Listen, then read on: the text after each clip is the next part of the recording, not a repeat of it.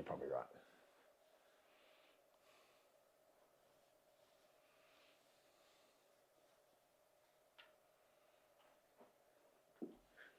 Do you reckon we should have the orange light just sort of more against the wall? And you think it doesn't really matter too much? Instead of going straight up? Like... Yeah, show me. Have a look in there, see what it looks like. Yeah. I don't know, I was thinking like more like that. Yeah. Does it look better? If we can find a way... It's just not strong enough. Oh, okay. Point it... You can't really see it. Oh. Point it directly at that piece of the wall. There. No. Yeah, it probably doesn't actually matter too much.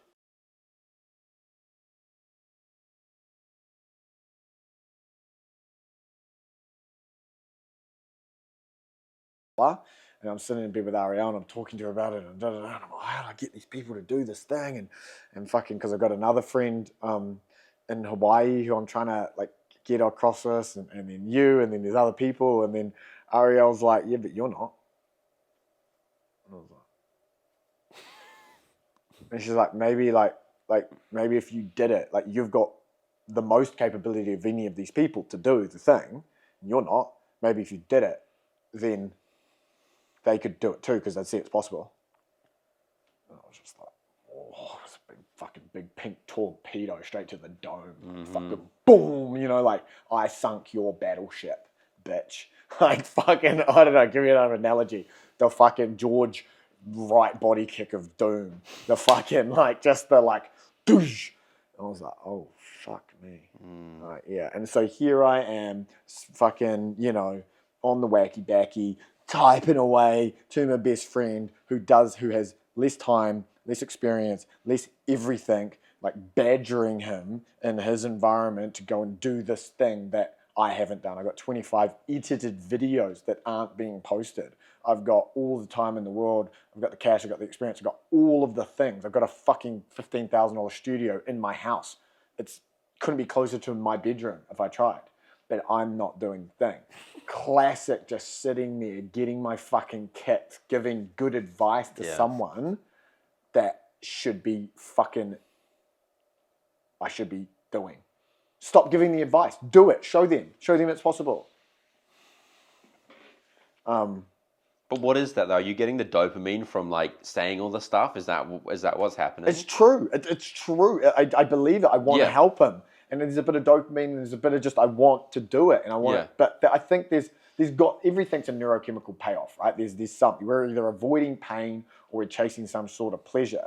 And I think but ultimately the best thing I could do for all of my friends, all my clients, all my anyone's is actually do the thing, succeed with it, prove it's possible, and then go, hey, look, this you could do. How much time you got? Oh, well, you could do this piece. But I'm avoiding the pain of doing it myself and jerking off by telling other people to do the thing. It was powerful, bro, the way Ari said it. She's just like, fuck, why are we up at 1:30 a.m. sending messages to people? Articulate, solid message, good.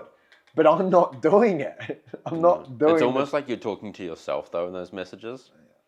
In a lot of ways. Yeah.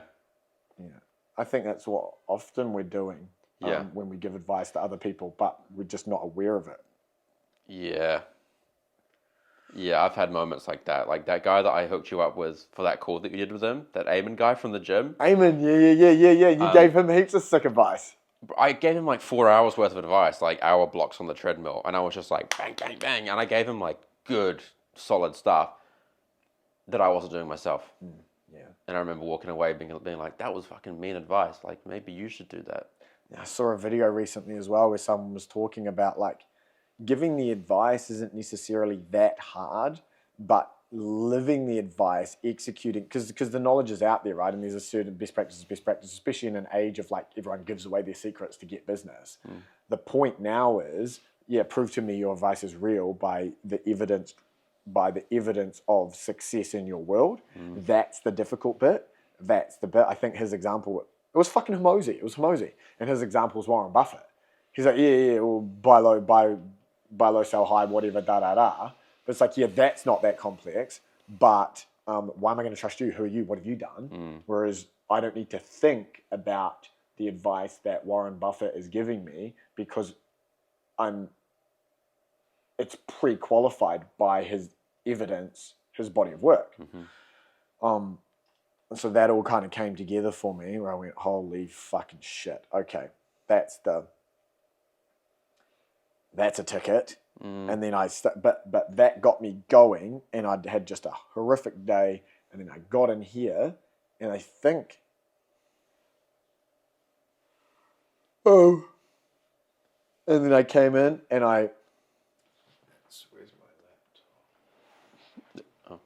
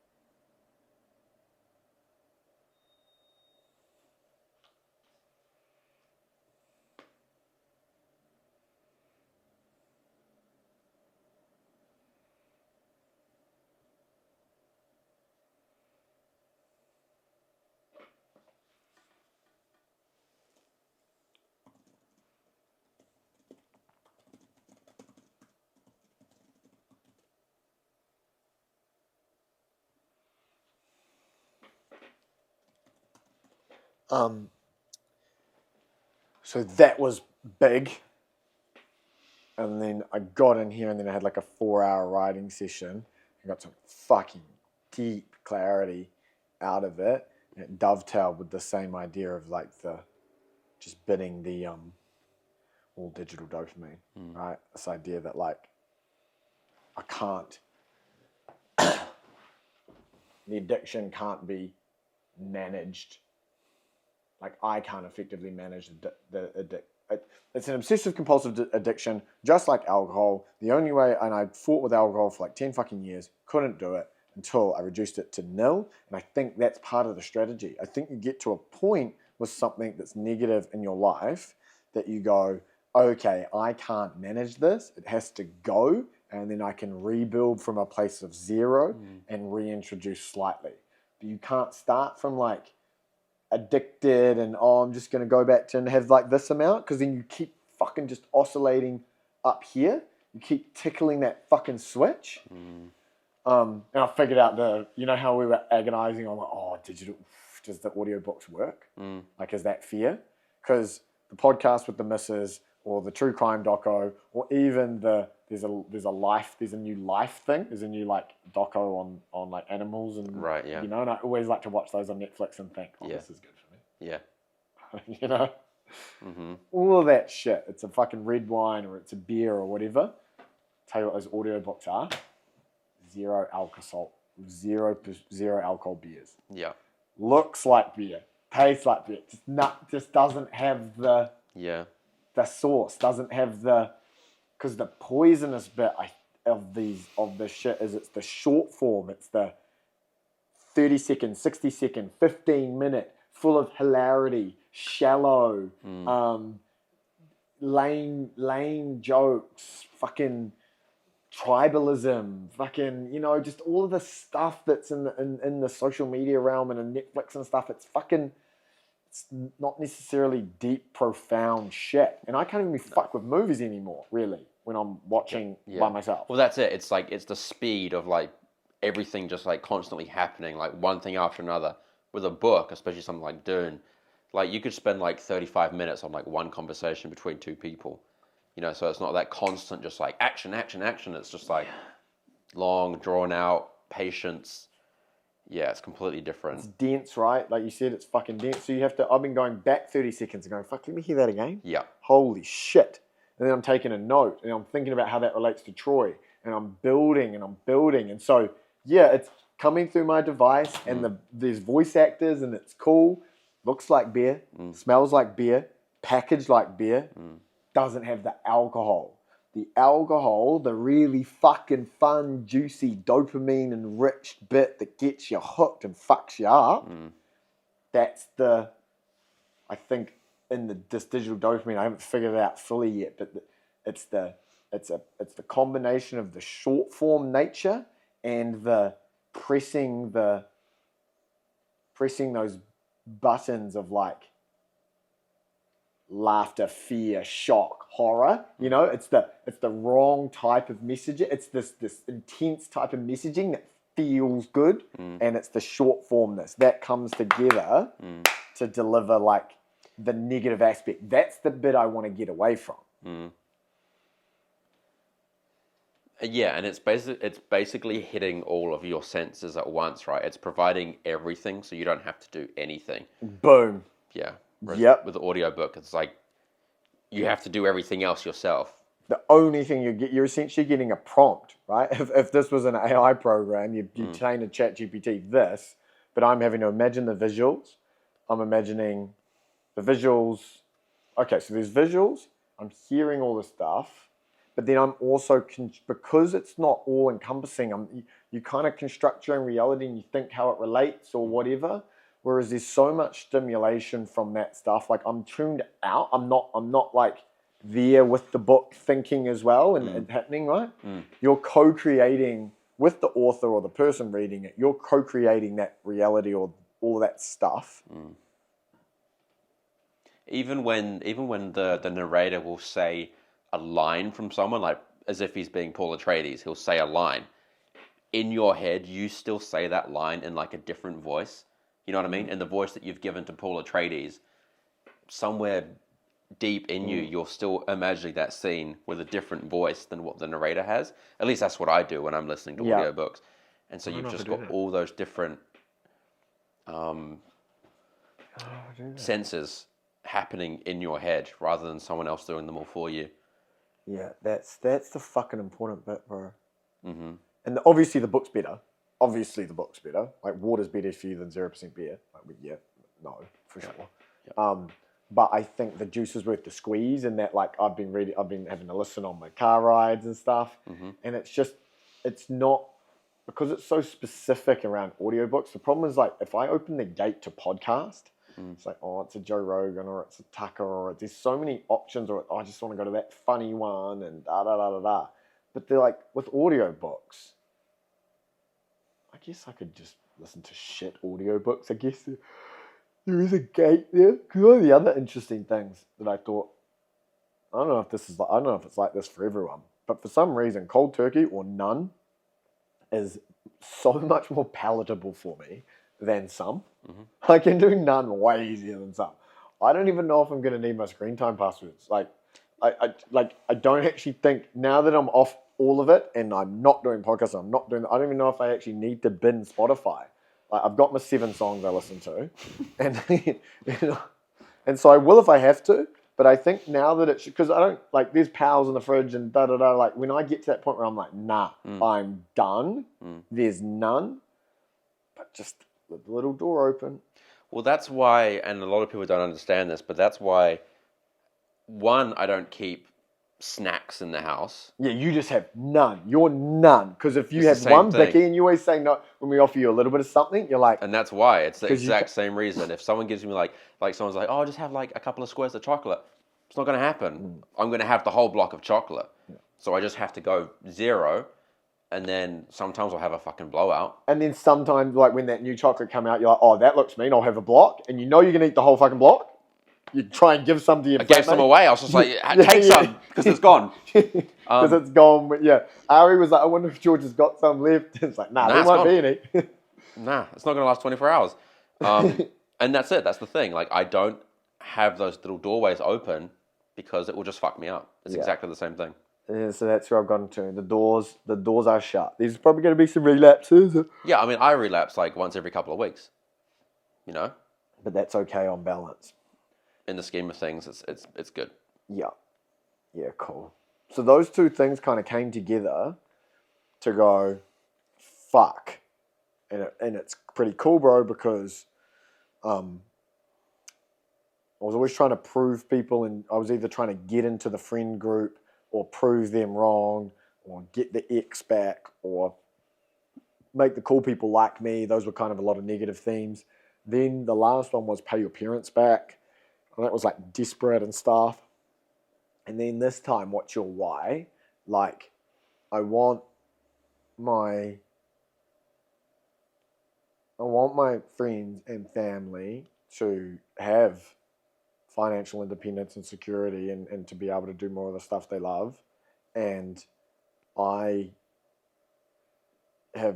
keep saying all this shit to them. Fuck that off. Do it. Prove it. Show it.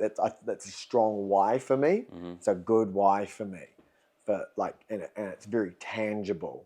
And it's not even the act of like show them that you can make all the money. That's not even that relevant. Show them you can stop giving the advice until you can fucking at least you're posting shit. For the love of God, at least post it. On that note, we should have whatever time we have to leave from the podcast. We should keep 15 minutes out into card reader, in to computer, uploading. Straight onto YouTube or something. At this point, the current constraint is not posting. That's the current constraint. And then Ellie's going to come and do some proper stuff and blah, blah, blah, blah, blah. But like, why not? What's the downside in that? Yeah, I mean, yeah, if the content is acceptable. Yeah. So far, I think we're Gucci. Yeah. You know? Yeah. We're doing, that's what we've got to do, right? Mm-hmm. But yeah, if there's a nuke in it, obviously. But even then, it's like, upload it, cut. We can make a note. Oh, what how far in was that? Yeah. Oh, yeah, that's right. Yeah. Boom. Cut that bit out. Cut that bit out. Boom. Yeah. We can do that. We can do that. And I think we have to do that. I think we like we're just like we can do that. We can do that. But we have to do that. And we immediately went off definitely doing it. Hey, we could. That, yeah. Like, that's a thing that could. Like, that's we've agreed that's great, yeah. And it's something that could happen. We can do it next time. Yeah, we should start with that next time. Fucking classic. Yeah. No, we need to do that. So we'll do that today. Yeah. Do you reckon fucking old mate's gonna like? He'd be all good with that, eh? Kobe. Yeah. A fan. I don't know much about Kobe. I'm not really into basketball, but nah, he's good. Goggins-esque, you know. He just has got to that point. He's got that APB, that fucking. I need to remember the name of that muscle. Huberman talks about it. Goggins got it.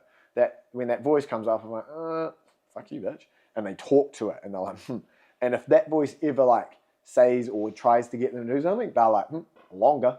Yeah. I'm doing. You really don't want to do 300 shots today? We're doing 400. And they've figured it out because the whole point of that muscle, it's not a muscle, it's a brain center, and it grows, it atrophies or hypertrophies depending on whether you're doing things you don't want to do. But the really interesting bit, and I thought this was so mesmerizing, it's not about how difficult the task is, how objectively difficult the task is, it's about how relatively difficult your experience is of it. Right. So you could take someone that runs 200-kilometer runs, but they're a little bit scared of water or whatever, and they have to do a 200-meter freestyle, 4 lengths of the pool after. If they could do 10K run and 200 meters, this gets bigger than if they did their 200-kilometer run that they're used to. Maybe that's not a good analogy because 200 kilometers, they probably never want to do that. You probably never want to do that. So it gets bigger the more you tell it to stop, basically. If you do things that you don't want to do, Yeah. it grows. The Right. brain area literally grows and atrophies when you don't. Right. And it happens quickly. Mm. And what I think these people have figured out, the Kobe's and the Goggins of the world, my friend Adam is he has it, man. He fucking stays in these saunas. So they get to like 90 degrees and they like scented. He fucking slaps water on them so that the fucking limiter goes off, so it thinks it's lower than it is, gets to 100 degrees, and he just stays in there no matter what. And he just but he's got this thing with himself where he's like, I'm going in, I'm closing the door, and we're staying in here. And if his mind rebels a little bit, he stays in longer. Right. Because same thing, and Goggins has this thing where he's like, oh, you little bitch, like, oh, you don't want to do that today, we're doing that, da da da. So wherever their mind or their lower self or whatever you want to call it throws up, I don't want to do this, they go towards it. They go towards it. So every time they're always doing the thing they don't want to do. The higher self is always selecting the thing the lower self doesn't want to do. So by definition, you're constantly growing. Like when a good example would be you do a 5K, you set out to do a 7K run, and then it's like, or you set out to do a 10K run. Fucking no, you do it. Yeah, easy, no stress. You set out to do a 5K run, you get home, and you're fucking sweaty and you just calm down. Someone's like, want to do like 3K run with me, bro? And you're like, oh, you know, because you're finished and you're done, and you're like, I don't want to start again. The start's the hubby. You're like, oh. Doing that gives you a big, would develop that brain center more than doing the 10K run or the 12K run. Yeah, that makes sense. Less distance, more difficulty. And so I think that's part of it, is just constantly going back. When your brain throws up that thing, it's like, no, we're doing that. We're doing that. And if you just go into it, that part gets more powerful and it gets easier. Just like it's just like weights. It's just like, Do you think it gets easier?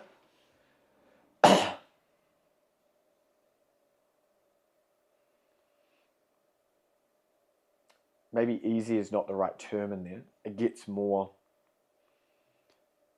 maybe stronger. It gets stronger. You can do more with it. You're more consistent.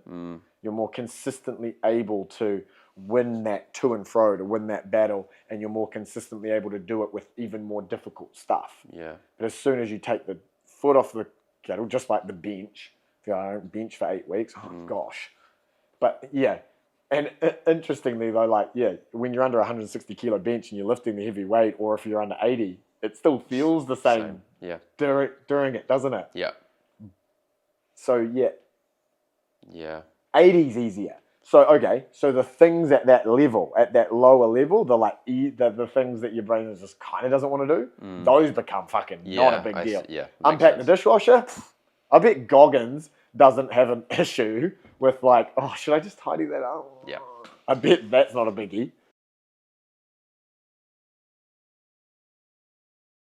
Yeah, so you start actually being able to focus on like the big things that matter, or like the small niggly shit just becomes like, it's just nothing. You don't even think about it at that point. Yeah.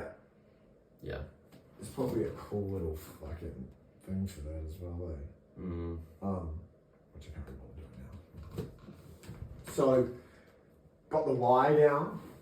That became really strong. Actually do it so I can keep giving the platitudes and advice to my mates.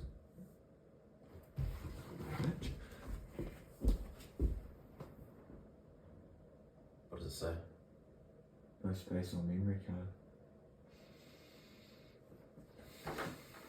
It's okay. What's on that memory card? I might be I'm recording in 4K. Is that good or bad? That's probably a bit excessive. Most cunts don't even have 4K monitors, bro. Like, what are they? They're watching on their phones. Yeah, 4K is maybe a bit overkill. Probably a bit unnecessary. And Braden did have some stuff on here. 1080p is probably the upper limit, eh? 1440, I always forget.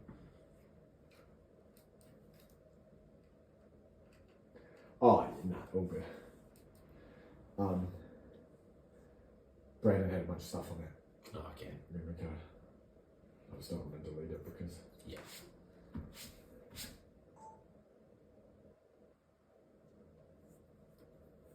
We're back on, baby. Nice. Little intermission there. Huh? Little intermission. Little intermission. We can put our sponsors in there. Yeah. Do we have some? No, not yet. I reckon You gotta just pretend it. we could get some. We could manifest sponsors by just doing fake sponsorship announcements for like big companies. That'd be fucking hilarious. I'm pretty keen to get sponsored by OpenAI. Yep. Like you could, you could just turn and you could be like, hey guys, and a big shout out to our friends at OpenAI. You might have heard of ChatGPT. A lot of the things we're doing here, they've been huge supporters of us. Obviously, relatively close with Sam. Yeah. Relatively close. And they have a new product, ChatGPT 4 Turbo. The context links have improved. $20 US. All you need to do is head to openai.com/Troy. Or I don't know if they've got the referral link set up yet. No. It's coming. It's on its way. So just head to OpenAI and big shout out to the guys for supporting the pod. Easy as that. Okay. And the ironic thing is, people actually do that. Do people do that? A lot of YouTubers that I watch will talk about like products or brands that they really like, and then in like 3 months they'll have like an official sponsorship. So yeah, it does work. Maybe not with OpenAI. It's a bit big. Bit big, but Going after a real label there, haven't we? Yeah. Who should we target? Fucking OSM. Tony's Tire Service, Hobsonville. We just, Yeah. I'm a big fan Do you of use them? Australians. No, I don't. Neither do I. It has to be stuff we use, like your fucking OSM. Oh, One Square Meals. I mean, that's like the perfect Huge sponsorship. shout out to One Square Meals. They have been fueling this pod for, the last 3 or 4 months. They've been fueling me personally for years. The idea that I can get 350 calories, 15 grams of protein, high quality carbs, fats, all of my essential nutrients in a bar that tastes as good as these things do is absolutely out the gate. If you haven't owned One Square Meal, and I think a lot of people don't know, you can go online to their store, osm.co.nz, just Google it. I think osm.co.nz/Troy is our referral link. Not sure if that's fully set up yet, whatever. But a lot of people don't know that. You see them for like $8 at the servo. That's pretty hard. That's pretty difficult, but worth it when a large quarter pounder combo is like fucking, what? $18. $18 or something. That's disgusting. Yeah. And you can go online to their website and you buy them in cartons. I buy cartons of like 80 at a time or something. And I think they get down to like $3 a bar. Yeah, it's pretty good. It's actually like at per calorie price point for this level of nutrition, with this level of access, with this level of taste. It's outrageous. So huge fan of OSM, and just obviously, they got in really early supporting us. Yep. And, we haven't even released the first episode yet, and they're already sponsoring the pod. So, thanks guys. Huge fan. That's good stuff. Yeah. That was not a bad cut. Pretty good little sponsorship there. I just don't know if you can say that they sponsored the pod yet. I think we might have to cut that word sponsor, because they don't officially sponsor us yet. They just say like they fuel us or something. Just like make it ambiguous. Like they've been fueling the pod, and like it makes it seem like they're sponsoring it. Fueling, yeah. But they're not. Not yet. Sponsor fueling. They've been sponsor fueling the pod for... Sponsor fueling. Sponsor fueling, yeah. But you're right. You're a little bit ambiguous nature. Although we are like founder, Cookie Time, OSM, Michael Mail. We brewed coffee. We're both investors in that. So maybe, that might stop us from getting sued. We might be, Yeah. might be able to... should probably still just keep it legal. Probably. For the first episode, yeah. We can start breaking the rules later. Okay. So, we've had a really powerful why now. I've been confronted at the right moment, at the right time, and that's sunk in. Because how you can get the same piece of advice or the same confrontation, or the same thing in different ways. There was something about Ariel's tone as well that was exasperating. You're not doing it. Yeah. You're not doing it. I'm like, fuck. Yeah, so why sorted? Got into the point where it's not, and I've been trying since January last year. I should find those notes somewhere. I read this like meditation book, The Power of Something, and I was in, and I was solid, and I was locked in, and I was never doing YouTube, and I wasn't going to sit there, and because for me, and I actually believe that, I think this is why I got into the point now where I really fucking hate myself when I'm doing it. Every minute of that YouTube hole is literally when I should be doing a simple task for the business. I'm breaking the promise I've made to everyone in my life. Like it's a lived like lie. I'm living an actual lie. So finally, we're binning it all. It's all gone. And I can do that. I've done that with opiates, I've done that with alcohol, and I've done it with, and I'll do it with this. And the final piece is the plan, right? Because the why and the key constraint, the key time suck that's fucking destroying me, those things gone. So the plan came through. Oh, very good. Okay. The accelerator.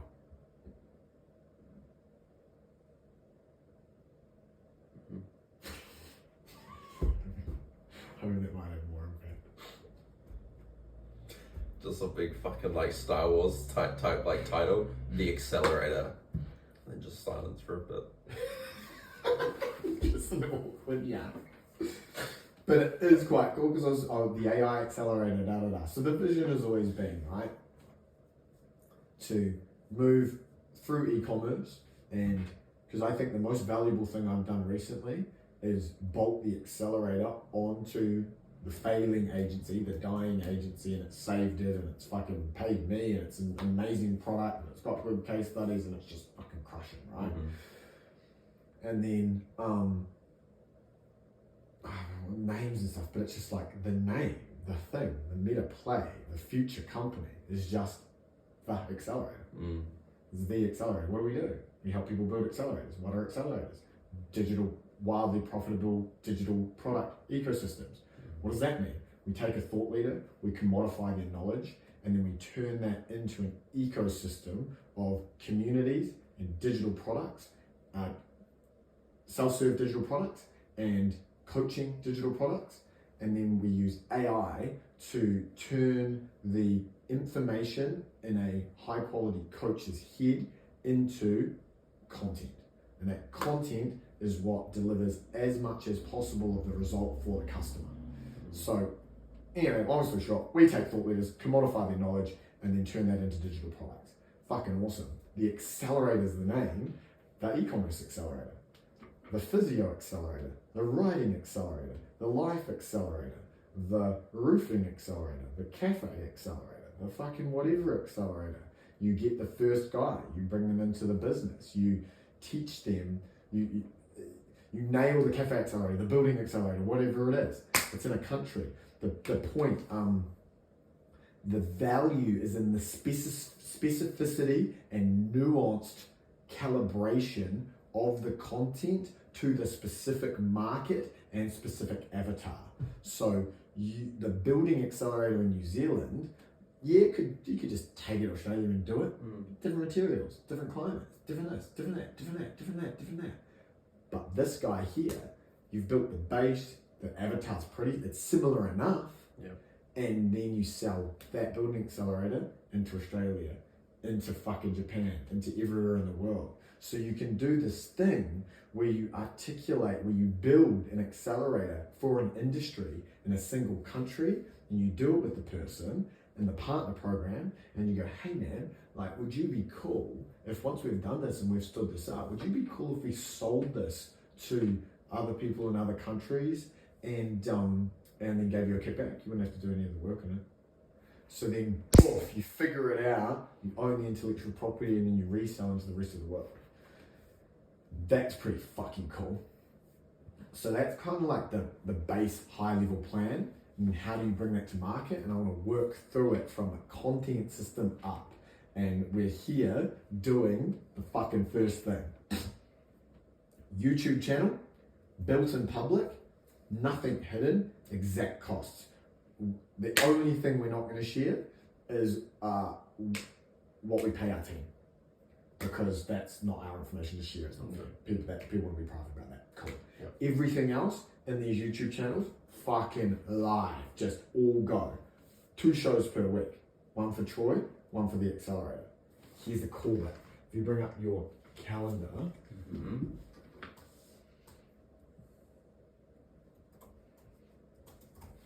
we might need Smoko. Or we can call it Smoko! Hey guys, we're just having Smoko. YouTube doesn't like it. You know, it's weird. Doesn't love. YouTube's not keen on the fucking pie and a V. It's weird. Fucked up. Alright, I'm on my calendar. What am I looking for here? It's not in there yet because I didn't want to shock you with these things.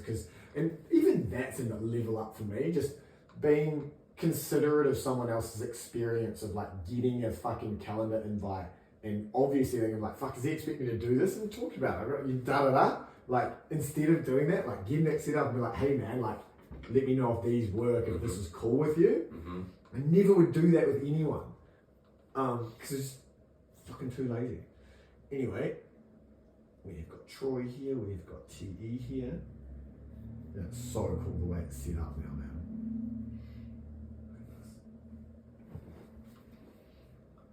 These are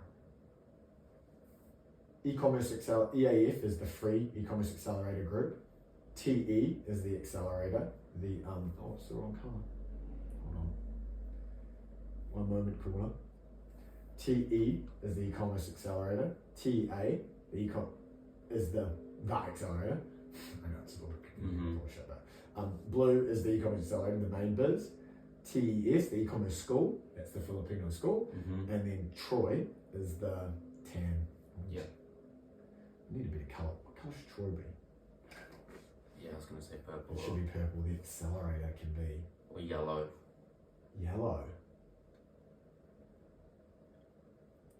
I'm just thinking... What were the colours of Troy? Well, that's why I'm just thinking of like yellow, like gold, that sort of... Yeah. What were the...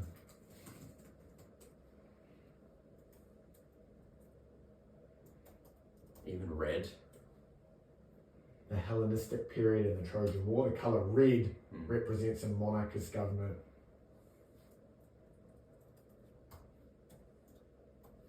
Oh, cool, bro.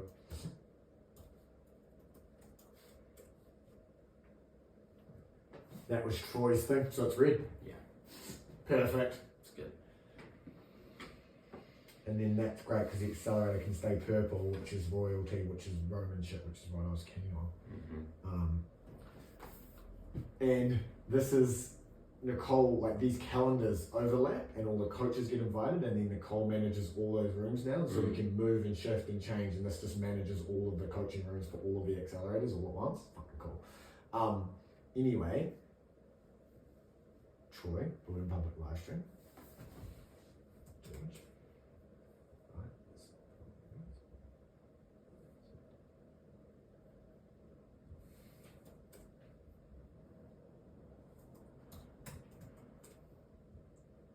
So, sorry,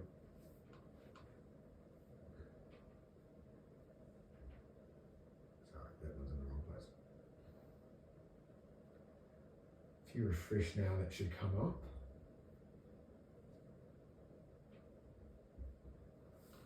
Oh, I'm looking at it on a weekly basis. And then... There it is. Yep, I see it. Does it fit with your other stuff? Yeah, bro. My other stuff. What is all that stuff What on other the calendar then? This is stuff from like 2 years ago, bro. This is... I'll read it to you. Gym, 8 to 10 a.m. Emails, 10:30 to 11:30. Lunch, 2 p.m. The classic. Garbage. I'll time bot my calendar and then didn't do one of them. Yeah. Nope. Yeah, okay. One of the other things we should do today. Bin that. Bin the shit that you don't do anymore. I might even fucking bin it. But again. All events. Get rid of that. Probably one of the coolest things about my calendar now, man, which is actually wild, is like, well, I'm not doing the strike force right now, but this here, I actually do all of that. Yeah, that's cool. Like, everything in there gets done. That is such progress from fucking years ago, and that's because those are maybes, because I'm not going at the moment because my ankle's thing. Like, kickboxing's are maybes, those aren't maybes. But it's fucking, yeah, I'm doing all those things. So,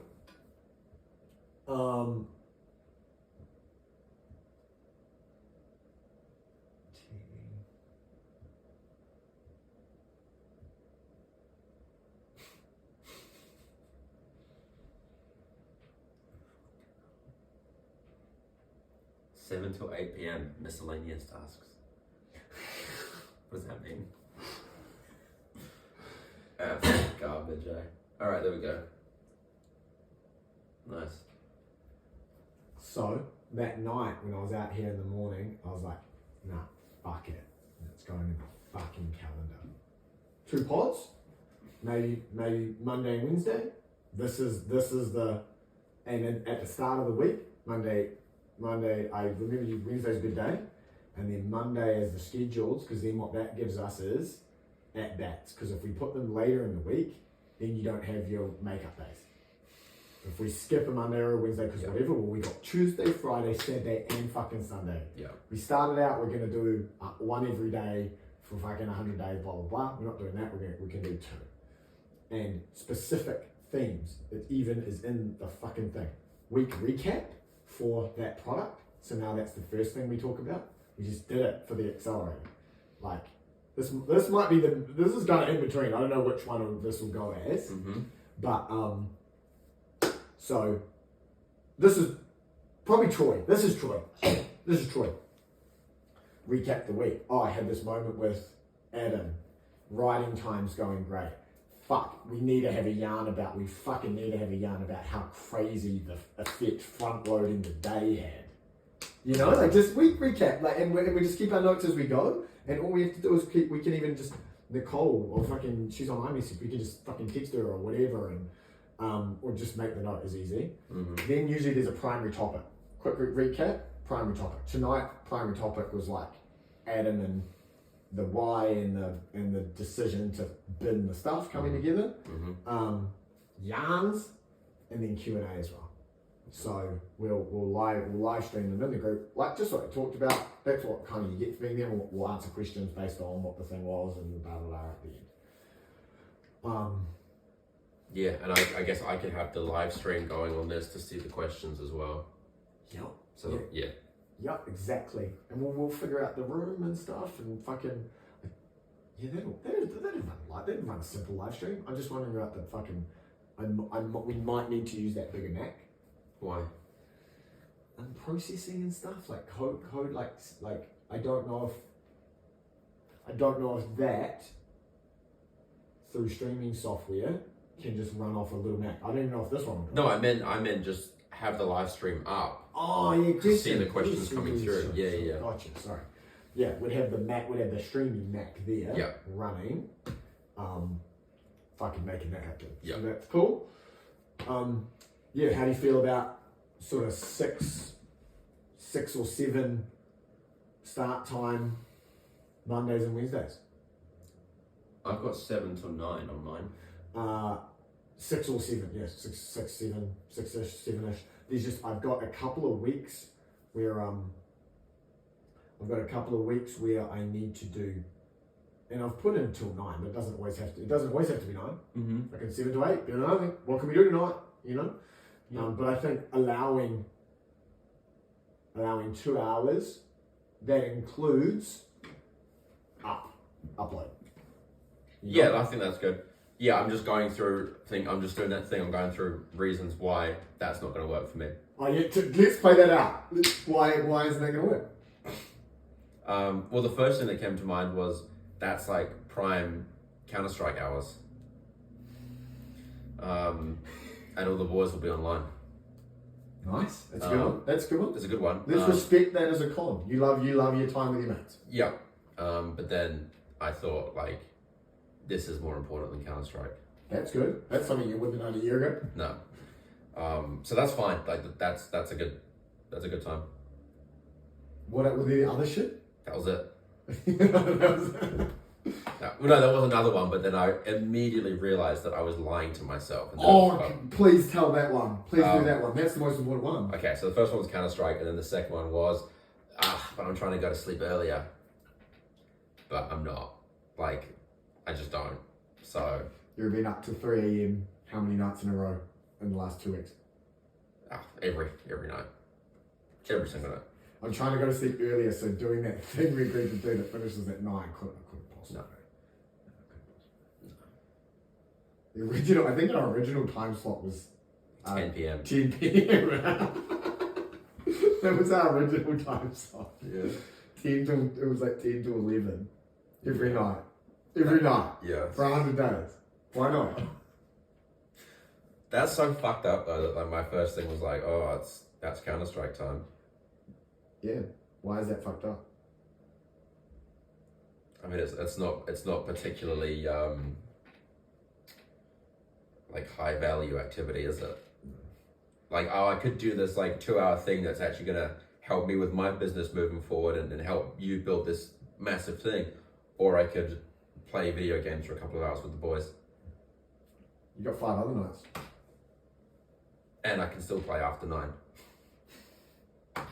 You know, like... Which you'll probably do. Until 3, probably. Which counteracts that, yeah. But yeah, like at least a couple of hours, you know? One thing, which Mike, one of my coaches, is really helping me with, is that's not fucked up. That makes complete sense. The fact that came up immediately makes sense. And I don't think it's fucked up or bad. And it's also not you really doing that, the observer. The observer's the one that went, come on bro, and then work through the stuff. That's just a pattern that makes complete sense based on your childhood, the burnt pathway of that's what you've been doing, of comfort, of everything. That makes complete sense. And the fact that you are catching it immediately and then working through it is epic. But what he taught me is when that's fucked up, you're basically saying, I suck, I'm wrong, I'm bad, pain, shame, niggly, should've, I can't believe I'm like this, And all that fuels is the desire to go and play Counter-Strike because you need comfort because you're feeling bad. Isn't that interesting? Like that the actual way to go about that is celebrating, oh wow, how epic was it, how quickly I caught that and let's do the thing.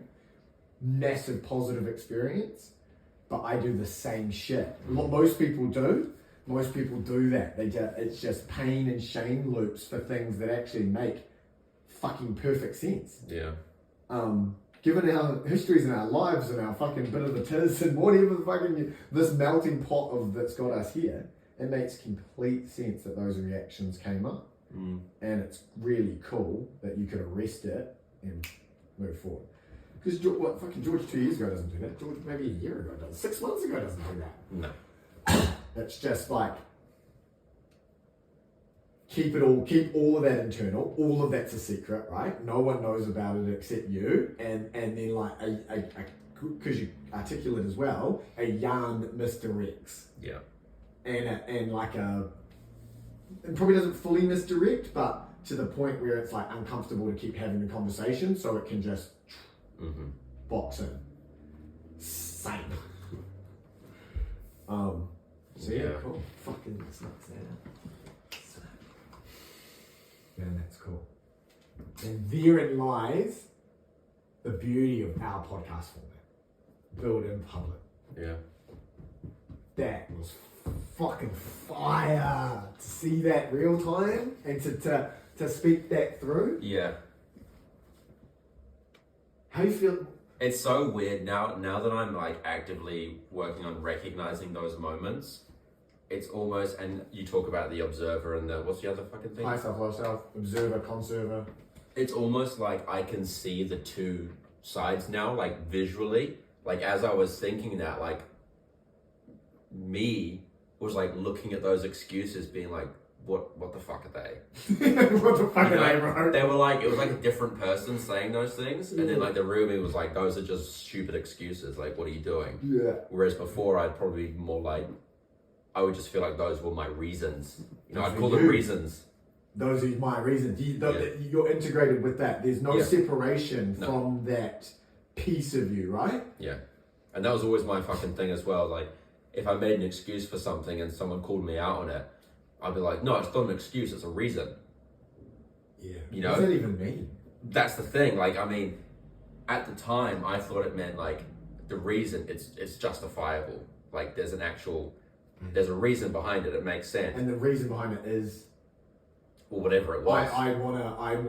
I've convinced myself like there's a justifiable reason. And you defend it because it's you. Yeah. You're offended that I'm challenging you, and then people are like, oh fuck you, like whatever, bro. Like, yeah. It's not an excuse. It's a reason. It's like, well, they're kind of the same thing, bro. Yeah. The only difference between an excuse and a reason is that an excuse has validity, right? I guess. I'd argue the other way around. I would argue that a reason has validity, whereas an excuse doesn't. No, you're right. Yeah. Right, At least that's what I told myself. An excuse, seek to lessen the blame. Yeah, exactly. It's that release someone temporarily from a duty or a requirement, a reason or explanation given to. I think it's just semantics, but like I'd convinced myself, that one was different than the other. Yeah, a cause, explanation, or justification for an action. And reasons I don't think have any real meaning attached to them. They're neither right or wrong. This is the reason. Yeah. I'm not saying it as an excuse. I'm not trying to say anybody. But then sometimes you can have a reason for something, and you can go like, like it actually does become a valid excuse. It's just that 99% of excuses aren't actually valid reasons. They're invalid reasons, right? Like, but then sometimes, like, I actually had a flat tire. It was completely random. I got accosted on the street. The cop pulled me over. I was completely in the clear. Nothing happened. That's why I'm 20 minutes late. Okay, well, regardless, there's a beautiful thing in being when you're separate from it. Now the buddy, as your buddy, we're teamed up against the lower self, right? Instead of it's not me versus you, which would have been before. When that lower self and higher self's integrated, you can't separate it. And even now in our relationship, you didn't even want to really admit that second one, like right? Like which one? Oh yeah. Yes, I don't even want to fuck it there because that's like so. And there is. Well, I think and I think the reason I didn't want to say it is because I'd already sort of realized that it was rubbish. Yeah. You know, in myself, and then saying it out loud is just like, fuck yeah. It sounds even worse saying it out loud. I don't know if the lower self, and a lot of fucking, as we get bigger and stuff, hopefully we'll get more experts, I don't know. I don't know if that's you. I think it's like the body, it's like the animal inside you. There's like the fucking doom shit, right? The pain box. Are you a human or an animal? A human can keep his hand in the. It's so, that whole metaphor is so in the Benny Juice. We could do an entire episode breaking that fucking down. We will. Yeah. We will. Dune. We should probably do another podcast. Dune, and just do it chapter by chapter. We should 3 weeks. We're gonna need to. That's critical. We're gonna need to dig in deep into Dune. But the thing is like and they do it to these people that they're going to train to have these superpowers because if you can't keep your hand in the box, you have to die. And the reason is because an animal's just going to, it's reacting to pain, whereas a human doesn't. And they have that idea in there of like, the only difference between a human and an animal is the ability to respond to pain instead of react. I'm choosing what I do next. Because an animal faced with drowning or whatever is going to drown all the ones he loves. You know, an animal is just going to react to pain to preserve its life, whereas a human will respond to pain for the greater good. Fucking like, but it's so crazy that Dunes that was the selection. I didn't even select it. It was like no brainer. Well, it was my suggestion. Was it? Yeah, we've got it on film. Oh, great. Yeah. Are you sure? What happened there? We were down in the kitchen, and I said, you're more of a non-fiction reader, aren't you? And you're just like, no, I like a bit of fiction. And then I said, you should read the Dune books. Touche. And then you're like, oh yeah, fuck, let's do it. Sorry, bro. That's all good, but I just wanted to just clarify. I just want to clarify. I've got it on film. So we've got heaps on film. We've got 400 gigabytes of it. Good luck looking through that. We've got 400 gigabytes of unposted film. But yeah, okay, fucking amazing. It's topical. It's just there. So that's great. So the primary like thing that's coming in now is the 0% beer filled with these metaphors supporting the fucking journey run. I'm nervous that fucking isn't recording the audio. Hold on. Hello? Yeah, it's fucking all good. Is it look good? It just looks good, I reckon. The lights really just add something, you know. Yeah, just a little something. I reckon that can go. They're fucking redoing the set towards the end of the pod. Fuck. Okay. YouTube channel, built in public, one for Troy, one for the accelerator. Talking through everything we're doing, recapping the tasks of the week, throw some stuff up, share a screen, built this model, had this, did this thing. Live streamed and posted raw. The moments are cut out as individual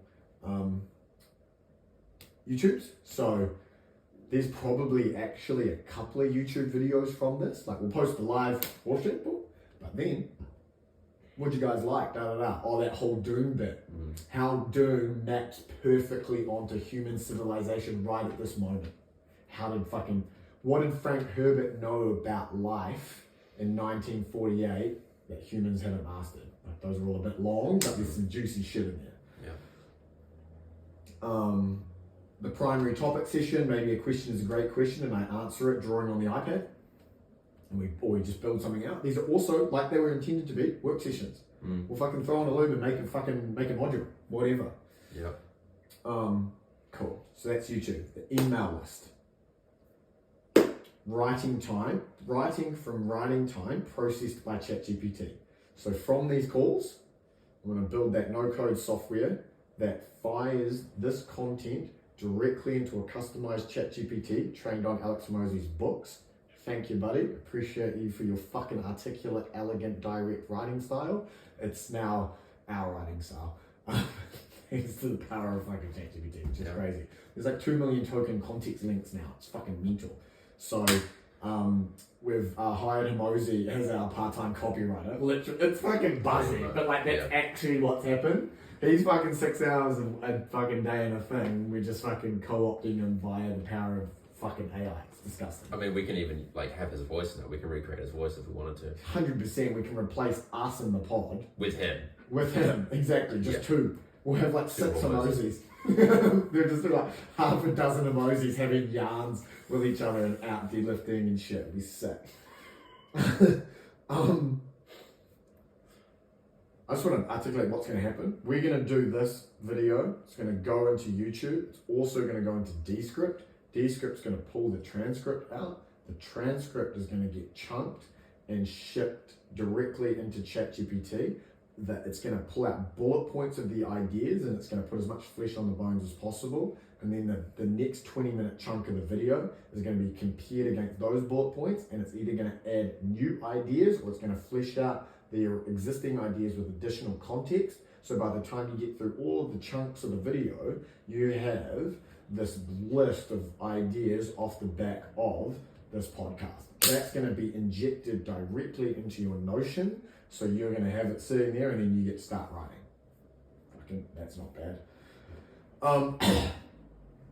And if you join our communities and shit, we'll give you all that tech and you can use it too. Writing time. So this is in your calendar already. We have a look at that. So like next week. Actually first, notice on Wednesday, content publishing co-work. Not writing time. necessarily. But it could be writing time. That slot, why haven't we posted? Yeah. Why haven't, and I'm fucking hitting you up too. Mm-hmm. Why haven't you posted? Why haven't I posted? If fucking we need to, we'll swap that pops. You post my shit, I'll post your shit. Don't care. Like, I would so happily get in there and fucking post your shit. I'll be like, this is going up. Fuck, this is mean. I'll be saying shit like that. So that's our middle of the week. Probably the most important meeting of the week. Because one of the things, man, this is a fucking hack. And like, stay tuned for this. And every single successful content creator is doing this. It's the one thing that's more important than every fucking thing else. Is that they're making the content. It's not the editing style. It's not the ideas. It's not the narrative structure. It's not the hooks. It's not the audio quality. It's not the visual quality. It's not the aesthetics of the show host stuff. Like, we're hot cunts. It's got nothing to do with the fact we're hot cunts. Like, I'm jacked, you know? There's nothing to do with any of that. I reckon the single defining factor that's making it work for all these guys is they're just posting it. They're like putting do you know what I mean? They're posting it. Yeah. That's it.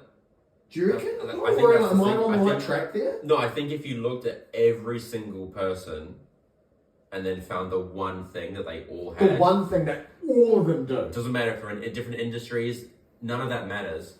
The one thing they all do is they post their content online. They just post it.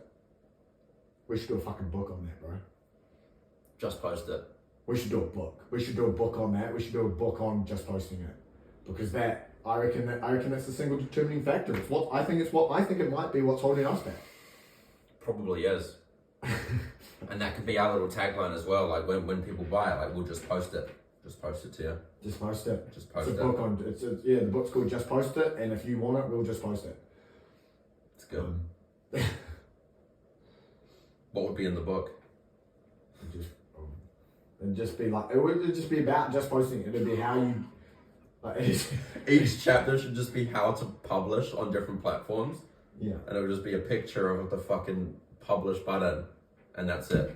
Yeah. That's it. Yeah. Yeah, because we want to be specific and nuanced, 100%. Each platform's a little bit different. A few diagrams. Yeah. Each platform, the buttons are in different places. And on some platforms, like, you know, there's captions that you have to be careful with and stuff. Yeah. You know, on some platforms, you can't disparage the surge. or the fucking religious ruling oligarchy. Which one? You know the one. Yeah. But yeah, I mean, you're right. That is the whole thing, is to just post it, I think. I reckon I'm right, eh? You reckon I'm fucking... Bro, what a G. I know it. Yeah. That is the thing, eh? It's the secret. That's the secret. It's an openly held secret too, that's the thing. All those fucking content creators, when was the last time Alex Moses did a video on just fucking posting it? I ain't seen that out of Layla.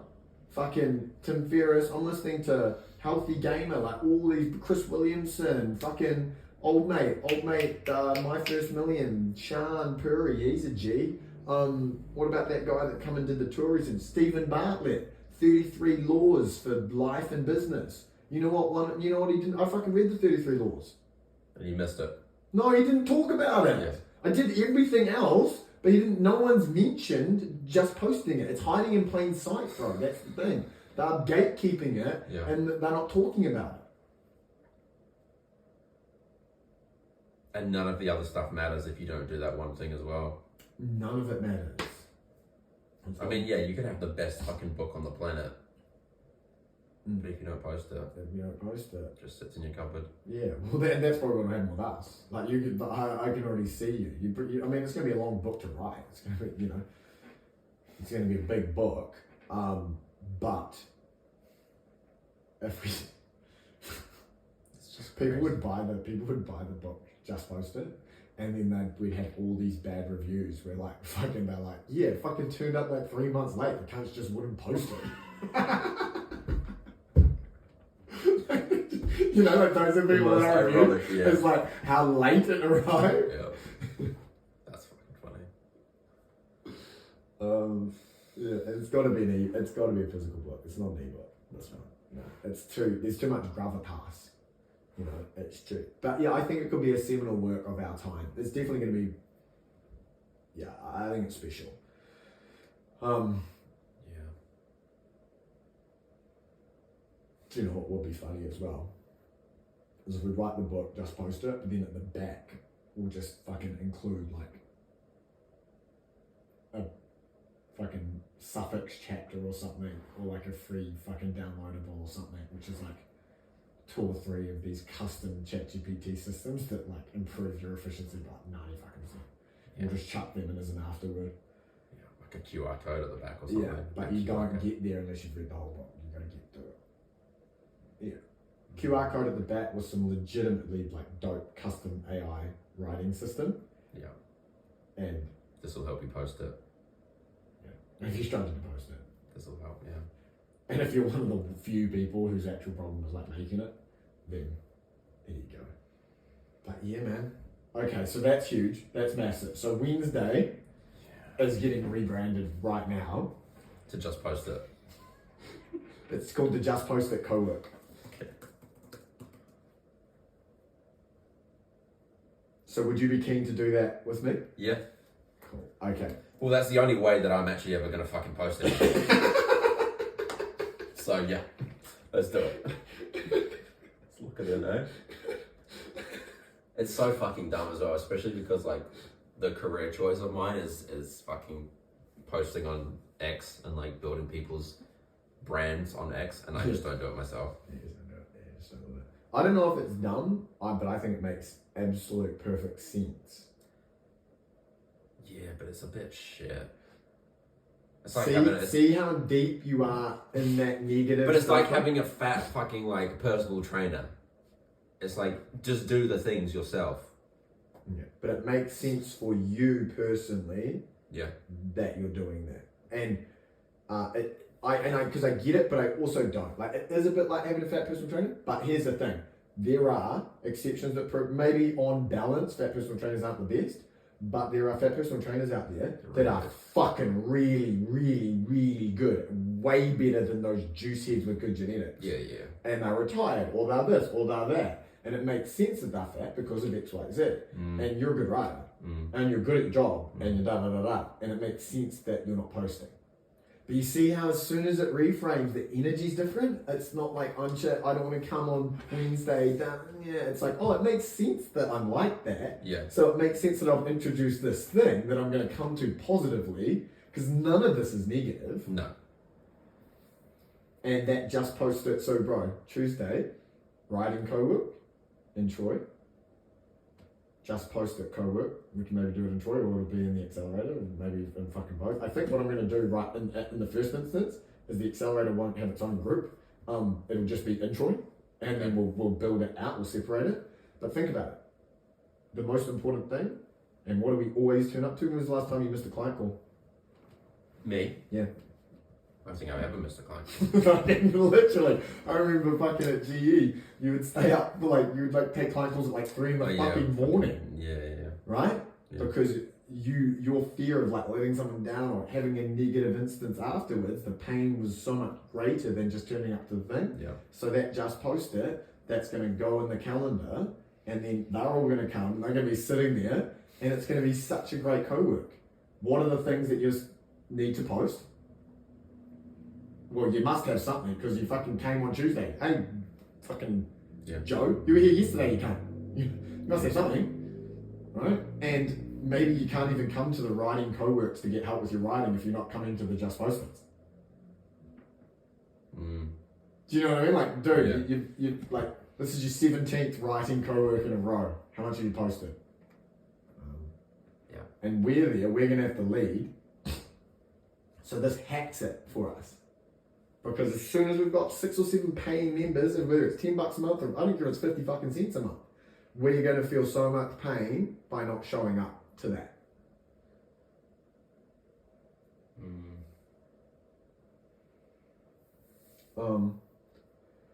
And then Thursday, Friday, Saturday, I've put in writing podcast. I've included the Saturday there, which I'm keen to do. I'm gonna try and lock that. Actually, I'm gonna edit that right now because what? I just did it again, bro. Yeah. What is it about Saturday? Tell me. I was like, oh fuck, I might be out doing stuff. Bro, you don't go out like. Bro, you don't go. I might be out doing stuff. I mean, there's a chance. There's a chance. Something happens, but like that's like what, once a month? You know, like it's. I mean, come on. Oh, come on. Just that voice, bro. It's just like, oh, I don't know if Saturday's gonna work.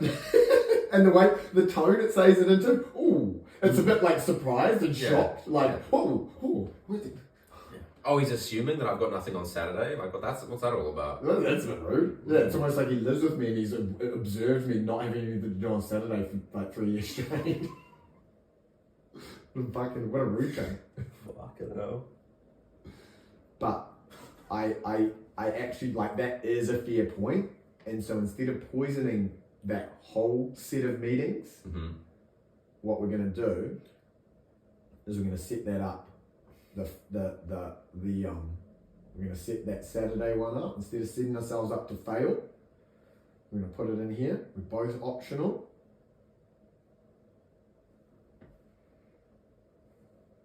And I'm clicking maybe to it.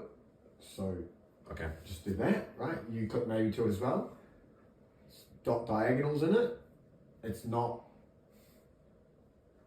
locked, you know? And then you don't go, oh, I missed the Saturday, da. But what we should do, 12:30, because I'm keen for, if I did that on a Saturday, bro, if I just got in 2 hours and got in here with you and wrote, like, I know for a fact that after at that 3, whatever I needed to do with whatever routine, I know I'd come out of that going, I know I'd probably come out of it like working for another fucking 6 hours and crush heaps of stuff, and then I would have the best Saturday. I would have like the best Sunday because I got my entire Sunday free. I could just garden. I didn't garden because I don't have time to garden because I'm doing this other stuff, but then I'm not doing the other stuff. I'm fucking YouTubing. Yeah. That's a good one. We should do a whole topic on the stories you tell yourself about how you don't have time to do X, but then you, because of Y, but you never do Y, you always do Z. Yeah. I don't have time to do my writing times because I have to finish my modules for the e-commerce accelerator, but instead of doing that, I just go on YouTube. Like, that's got to be a big one for a lot of humans. And I reckon that Saturday as well, it's like, I'll text you, you text me, or we'll call. Fucking know, like, if you're home, do you mind if you're not, because sometimes your phone's like on thing.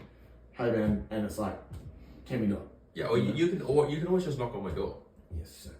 Is it knock less jarring than a yell? I like to kind of yell from the from the stairs. I feel a bit more. Yeah, but if you yell, like if you know I'm home and you yell and you get no response, don't be like, fucking cunts ignoring me. Like I've just got my things on.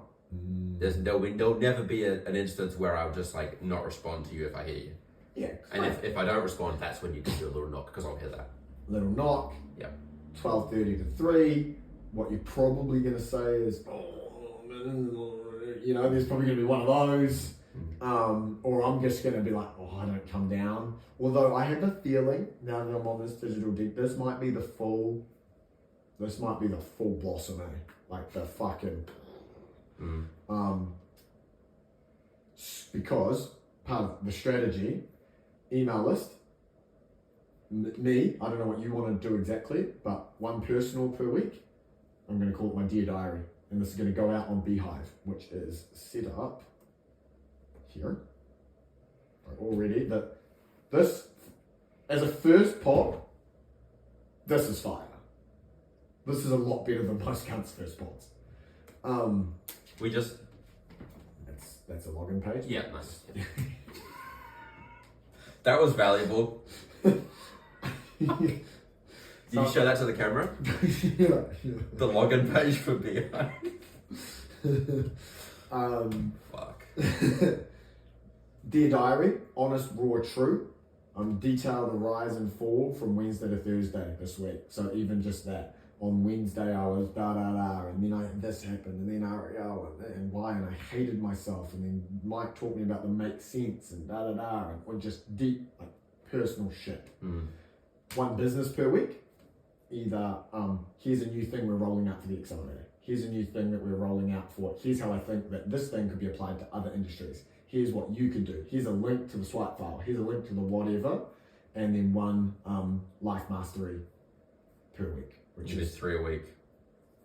Got in here, but I think it's 2. I think it's 2. Yeah. Because the life mastery is the personal. Yeah. Yeah, nice. Yeah. And that extra one, the resilience. My note was the resilient one's writer. What does that even mean? It was just extra for the sake of extra. Yeah. So now we've got 2 writing times, which these are work, right? These we don't. And check for fucking public holidays, get for thing, we are turning up and we're fucking executing those. And I reckon we follow the same thing. We'll get you on fucking Beehive, because then when we get to just post it, and you're gonna go, oh, but my email's not done, it's not ready. It's like, bro, you've got 6 subscribers. Yeah. Fuck off. Send it Yeah. in its current form. And send it up at whatever. We just need to get that muscle going. Well, this guy that I was just telling you about on Twitter, so he's got 1,200 Twitter followers, which is the same as me. He does like a similar thing to what I do, except he doesn't ghostwrite for people. He sort of just tells people how to do it. So it's more sort of coaching. And he's just been posting consistently for like the last couple of weeks. And he had like a little coaching cohort, and he filled it in 24 hours by just doing something similar to this. Made like a lead magnet, sent a few emails, posted some stuff on X. And I think he filled like 8 or 9 coaching slots in like a day. Sold them for $1,000, $2,000, whatever you sold them for. But again, comes down to our book. Just post it. He's using the one universal law. See, that's the thing. He's fucking nailed it. And is that in his coaching course? I haven't taken it. Well, I don't know. Is that in his content? Has he mentioned one thing about posting it? I haven't seen it. Nah, see, that's the fucking thing, bro. That's our fucking hack. We are opening up the fucking kimono here. We are shining a light on one of the world's biggest secrets. Yeah, he talks a lot about like his writing systems and like how he manages to get all the work done. But again, blah blah blah. Left None out of the it most matters. important bit, and that's why. And yeah, fucking nothing in it for us. Yeah, bro. But isn't that How many fucking custom bubble apps have you got that take your voice and turn it immediately into blah blah? No. He's at uni as well. He's at uni. I mean, it's ridiculous. Like, What's he studying? I don't fucking. Uni's a waste of fucking time. For most people, yeah. For most people, you're right. I like that. Thanks. You make everything palatable. Like, I say it in its like outrageous, like wrong form. Yeah. I just dial it back a little bit. I just shave off the edges. And... you just take the like if we were making pallet furniture, you were just fucking shaving off the rusty nails with an angle grinder. Yeah, pretty much. But you do it in a lot of like even just around the house with me and Ari, you're like, what do you mean false? Yeah, I do that a lot actually. It's good. But that's a recent development as well. Because I was a lot more abrasive, and I'm not saying you're abrasive. I mean, you are abrasive. I'm not saying you're abrasive. Like you are pretty fucking abrasive. You know what I mean, though. But like, I was more like that, and then in the last like year or two, I've just been like way more like what you just described. Yeah. I'm not sure why, or maybe I just don't know. I think you're separating from that lower self animal shit. Yeah, maybe. Maybe we just go with that, bro. Maybe we go with the thing when people like lower self, high self. It's a bit spiritual. I don't even know if that's accurate. There's the animal in you, and there's the human in you. The animal in you is like, just doesn't know what it is, and the human's like, it's the postman. Yeah. Yeah. Like, eat that shit. Like, do we need to like scare? Like, do we need to be one of the undeliverable houses here? Do we need to bite every fucking? And then it happens the next day. That's the milkman. Like, bro, like we're all good. I like that better. It's more. Yeah, it's way more easy to like envision as well. Yeah, and potentially, but then you don't want to. You don't want to completely like cage and tame that animal part of you, right? No, gosh, no. What do you want to do with it?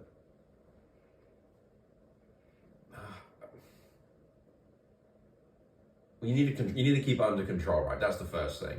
Yeah, and you don't want to beat it up. No. Because that's the other thing. We're talking, like, our poor fucking dogs are getting, we're talking shit to them the whole fucking time.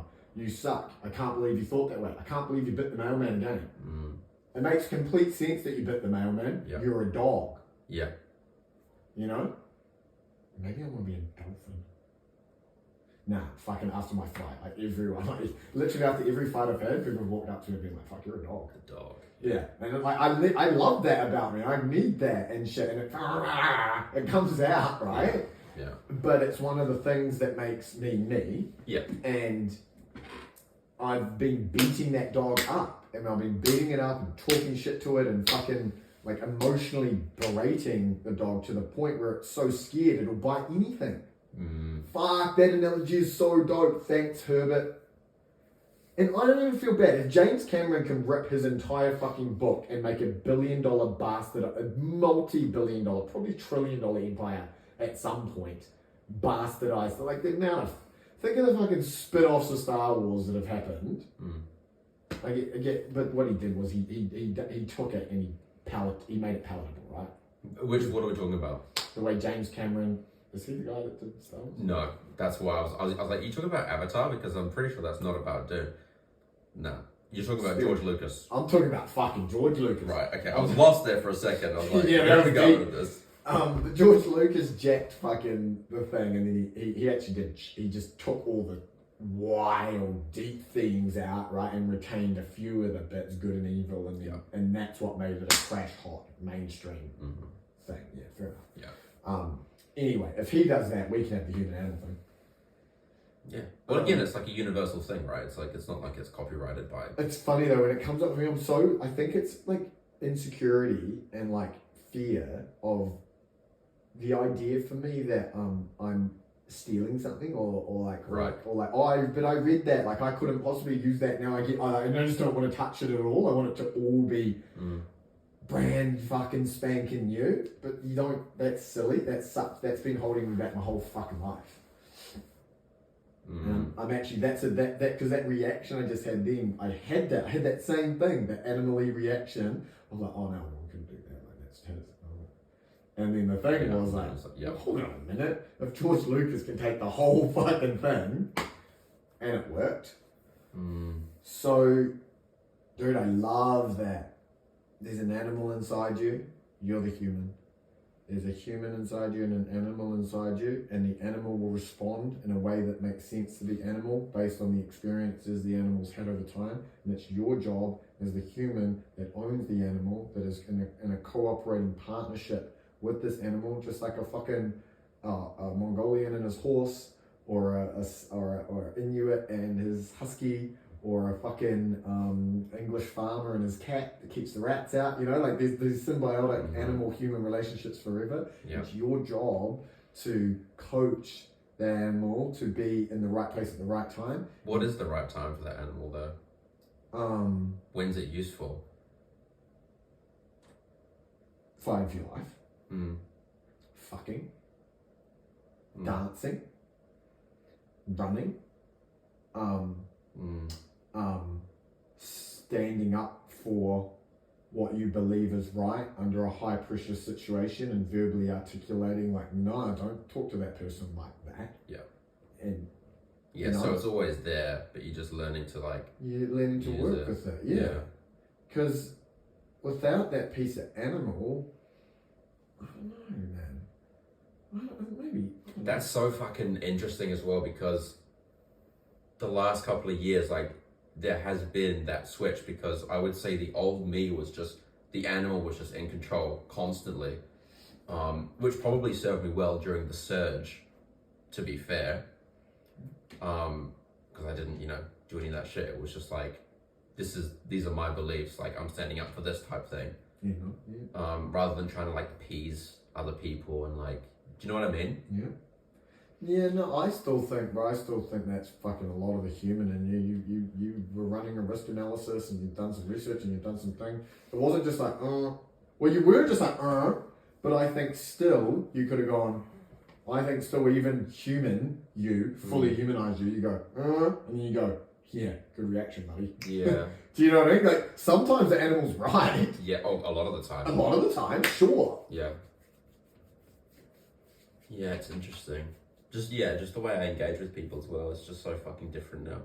Like a great example was I was having a conversation with Bianca downstairs for like a couple of hours today about nutrition because she's obviously like a dietitian and whatnot. And like if I'd have had that conversation like 2 years ago, probably wouldn't have ended particularly well. You would have done well about it, yeah. You know what I mean? I know exactly. Because I didn't agree with a lot of the stuff she was saying. But that's because like I'm a fucking weird cunt when it comes to this stuff. Like in terms of like mainstream science, I'm as far out as you can get now. You would have been telling her that no, that's not true. You need to smoke cigarettes, and those are actually healthier for you. And I'm certain, like versus like it would have been more of like a combative situation, whereas it was just like, oh, like that's interesting. Like I can see why you believe that, and I used to think that as well. It was just like way more amicable and just a good conversation. And it's leaving some room for like, when I do that stuff, like making statements with certainty that you. Of like your assumed certainty, but instead of going like, what? Oh yeah, I used to think that, and now I think this, and that's interesting. And then she's going, you're really fucking loopy, bro. Oh, that's interesting that you think that. Like, I wonder if there's something in the middle, but there's something to take from it. Well, it sort of ended where I said basically like I think like the right answer is just somewhere in the middle. Yeah. You know, like, and it was just I can't wait for that conversation. I was just like, fuck, like if that had happened a couple of years ago. We probably would have had a fight. Yeah. You know? Yeah, nice. Like those, that's cool, man. And because I've got one of my best mates is very much like I used to be, and I see it now and I watch it and I'm just like, oh, just stop. Like you don't have to win every conversation. That was a big thing for me. I think because I did law as well, you have like that debate thing where like you've got to win, you've got to convince them. That's your identity. And it's just like, no one wins in an argument. No one wins in like that kind of thing. It's just give your stuff, they give theirs, and just walk away from it. Sometimes there are things. The things that are important and like really matter. Like for example, if you're having this conversation today and it comes up or whatever, and somehow you get to it, what you might do or you could do is pre-frame with like if it's a surge conversation, you pre-frame with like, hey, I've got some really solid opinions on this that are at this point backed up by refutable evidence. So we could just not have the conversation if you want, but if you do, then like, nah, sorry. Yeah. Excess deaths. Yeah. Should we just let's take a look? Do you know what I mean? There's some shit like that where I don't think it's unreasonable, but I think it's probably fair and smart to give someone an out. And that's another thing that I've been doing as well is I recognize when a conversation is futile, right? Like. Because a lot of the time there's just not much point having those conversations like that. That surge one comes up still with my group of friends sometimes because their partners are still very much like it's a good idea to have got it and all that kind of shit. Still. Excess deaths. They've seen an excess death. Well, they don't. That's the thing though. They refuse to look. And this is the thing. Like, there's no point having that. Old me would have been like, but they fucking read this and read that and like, how can you not see this? But now I'm just like, that's all good. Like, that's all good. It's all good. Fucking bro, all I do now is go, we don't even have to look at everything, let's look at one thing. Excess deaths. Tell me, how did that happen? There are more people dying now, on balance, globally, with the saturation of those deaths correlating specifically to surge rates. Mm-hmm. But it's cognitive dissonance, like it doesn't... I understand, but there's one graph. Maybe that layer. There is a single graph. During the surge, less people died than now, and during the surge where the governments reacted most aggressively with the one thing that was available to help, that's where there are more deaths per capita. Yeah, I mean, it's pretty black and white at this point. Someone that I just like, what next? And then like you say, like, look at the time.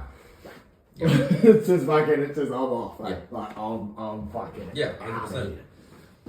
People, I love this point. they'll forgive you. One second.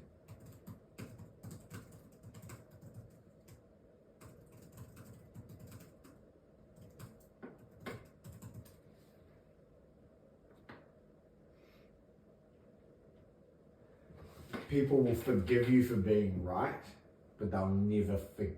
I know what this. I think I know what this is. But no, they'll never forgive you for telling them they're wrong or something, right?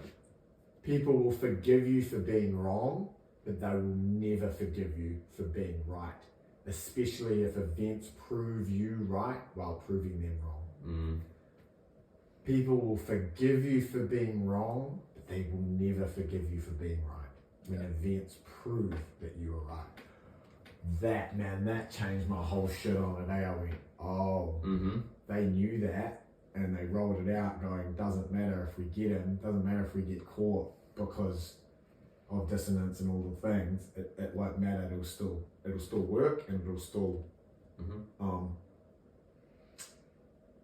compartmentalize, fringize, what's that word, see, when a small group of population gets ostracized to the edge. I don't know, man.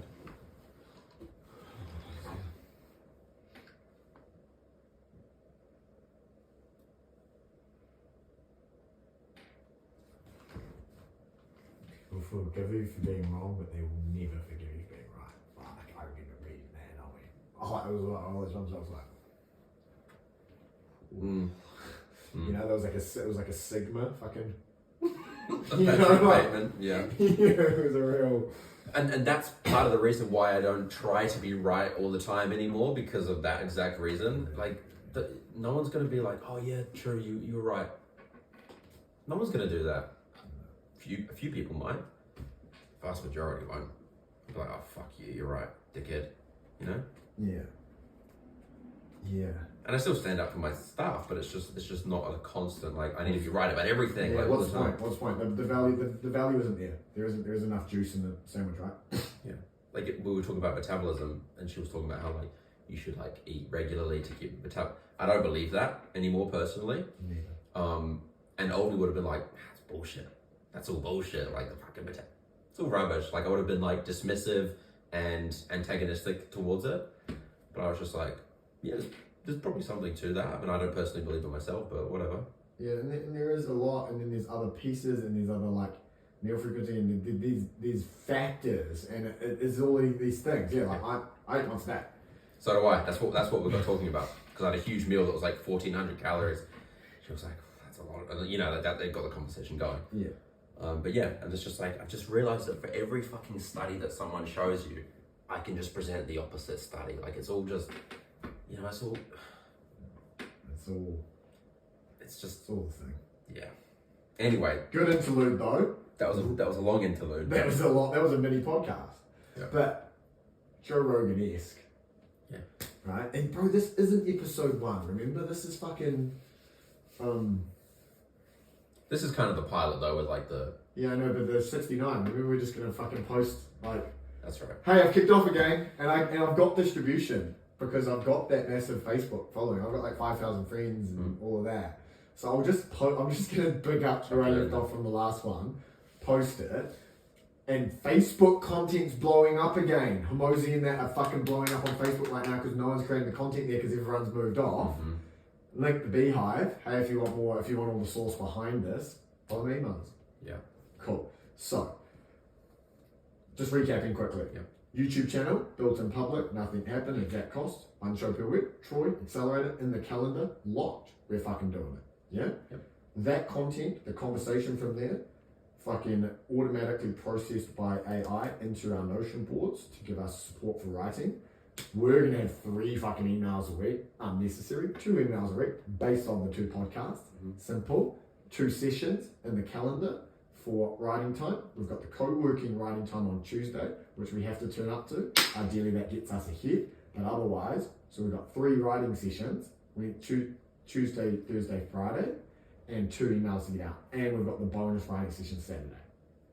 Cool. So we've got 4 at bats, because I'll tell you what, if neither of us has fucking shipped a letter in a week, you better have a real fucking good excuse on Saturday to not jump up, right? Like we're gonna have to have some good shit, and it's not. There won't be anything. Like there's literally nothing that, unless like one of us get hit by a fucking car or something. Yeah, it's not gonna be like I'm working on this week's schedule, like or It was a CS tournament. Yeah, maybe this is one. Yeah. So that's dope. And the cool thing there is YouTube content out, raw, shorts out of that, one piece thing done. Email list, that's an action. That's a buy. That's an asset, right? We're actually earning there. You got to think about your email list as every time you get one of those, you're making money. That's the email list equals money. So, and it's easier to get, right? So cool. Then free group. What's the email? What's at the bottom of the email list? Because I've built this as a fucking funnel, and this shit just flowed out. Boom, into email list, free group. Hey guys, if you want to join our group so that you can get to ask the questions that came on, we've got a couple of free courses on XYZ, it's a free group. Even better than an email list. Email list, but interacting, community building, etc. Courses inside the free group. All of the systems that we're utilizing to do all of this stuff, you can buy it in a course. So we'll license you the questions, and you'll get you get to ask questions in a coaching call set up to support that course.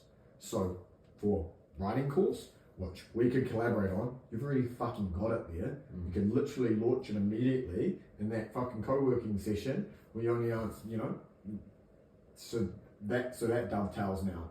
So you've got the free group, the courses which you upsell in there, which allow people to develop further, and then the subscription community, $197 a month, whatever it is, you get all the courses and perpetual access to all the updated versions, because with the AI systems, we're always updating them. And all of the monetization, that we liquidate our staff costs and our marketing spend in that one group, right? Because it's just like it's selling courses and there's a little subscription and all of that sort of stuff. All the content,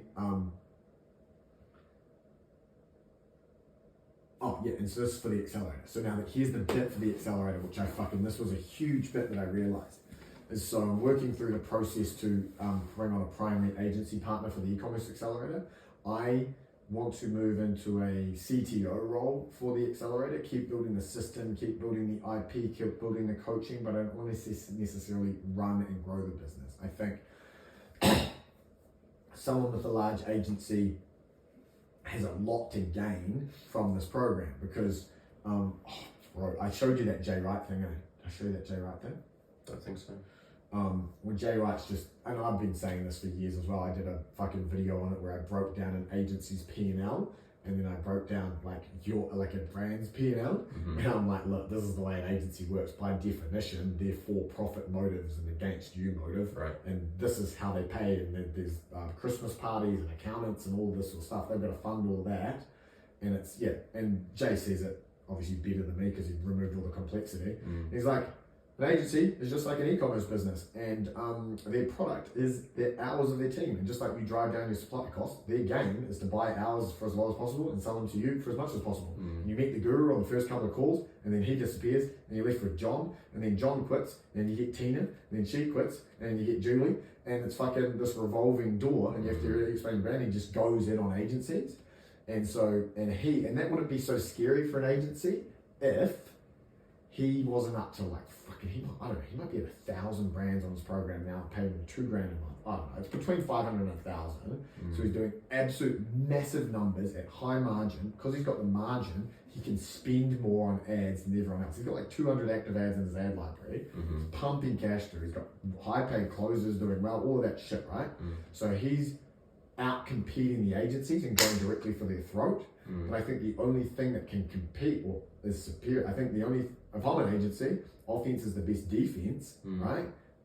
But get a community aggravator myself, get an accelerator myself, and so then I have the exact same offer you do, an agnostic growth partner that provides you the content and can help you build your in-house team. But if and when you need support and you just need a done-for-you delivery, because there is a place for agencies, then we can deliver that for you. So you have exactly what he has, and you have the full agency together, and that thing together works better.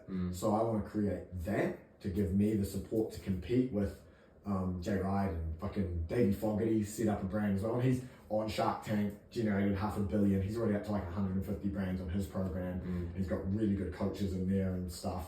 I'll put our methodology and what we do with brands up against any of them. But it's just, there's a real, it makes a lot of sense to bring in a partner to compete more aggressively at that level. And so, you know, I'm getting to the point. I've always struggled to do what they do, you know, like I don't know if I can scale through breadth of success of clientele. I think I have to scale through depth of success. So what I want to do with that model I just talked through, free group, courses, paid group, with the accelerator, I don't want to have a high ticket upsell. I don't want to sell a 20K program or whatever. There will be some cash up front, but I don't want to sell a 20K program to 500 people. You know, I want the primary piece to be initially probably just a 20% profit share to your contract, etc. And then once I've proven and validated the model, exactly what Hormozi does, partner model, 20% equity.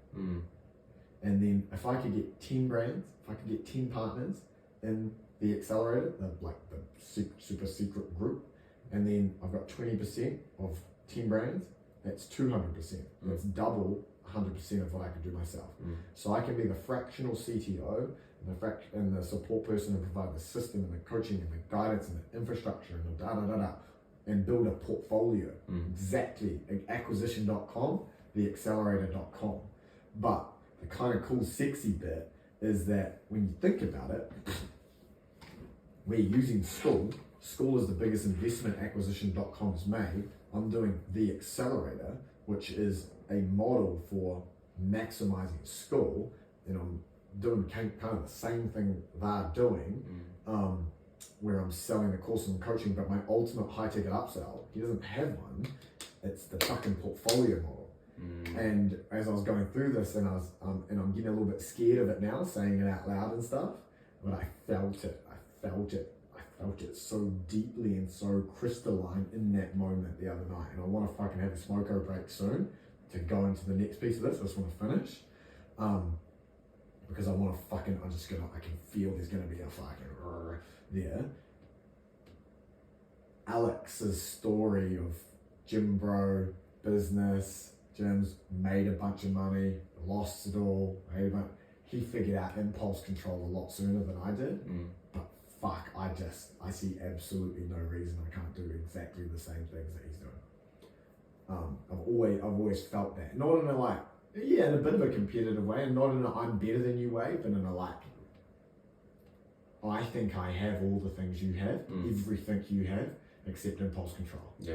One of the things that I haven't seen anyone doing, and because when you think about group coaching and you take it to the limit, people did courses, and they sold as many of those, and then courses stopped working because no one actually gets results from courses. So they started doing coaching. Oh, great. And then coaching fucking blah, blah, blah. Yeah, that gets more results. And then they did community as well. And then the courses in coaching and community.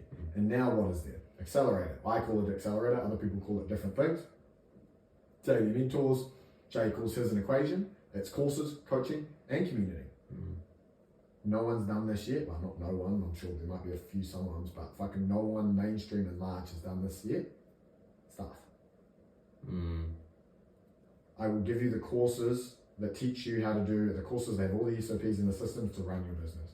I will coach you on how to utilize those systems within your business. I will put you in a community of other brand owners executing the same thing so you can share all the learnings and cross-pollinate and have the inspiration. And I will train staff on the exact systems you use in your business, and I'll help you recruit them into your position so you don't ever have to go on Upwork, Fiverr, or Seek.com ever a fucking game. Yeah. What's the business' biggest problem? What's the biggest problem's biggest pain point? Hiring. Staff. Yeah. Staff. Every fucking business owner tell you, fucking can't live with them, can't live without them. Yeah. Right? So all the other coaching guys haven't got there yet. They haven't got there yet because who can be fucking bothered? We're all fucking, they don't have the dumb shit I've got where they're like, I had the accelerator model before all of these people. I was doing it with Shopify officially, built the first fucking program Shopify's ever paid money for ever, 6 years ago. But I didn't monetize it until like 2 years ago, and then I went off the fucking bandwagon and let it languish, right? But so I've always end up going further than the market requires because of my own internal fucking niggliness that doesn't allow me to make money here. And so I've gone further and I've figured that out. And so we do a full done for you internal team build. So, blah, blah, that's important. We want to get as much knowledge out.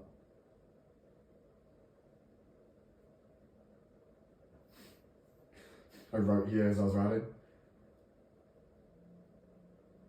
And we want to give all of this away in YouTube format and just own this idea of the accelerator, which is courses, course coaching community. I'm calling it contractors right now because I want it to be fucking all C's, but I think I need, maybe there's another word for C for like staff. And I wrote, yeah, however, and we want to do this so that we get as much content in the positive, own this idea of the accelerator, completely own that, get that out. Other people start doing it as well, but it kind of gets tracked back, and then people want to work with the source so we can build our portfolio.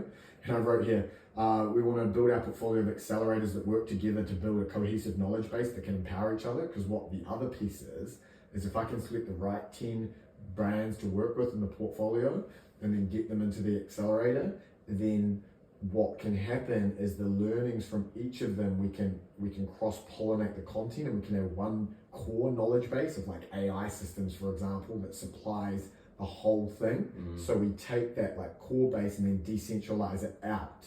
Like we're decentralizing the optimization. And then I wrote, however, I have executive dysfunction as an autistic person, and I'm actually writing this at 1:59 a.m. after not being able to sleep and scrounging up the key from the bottom of my grinder and was basically smoking ash.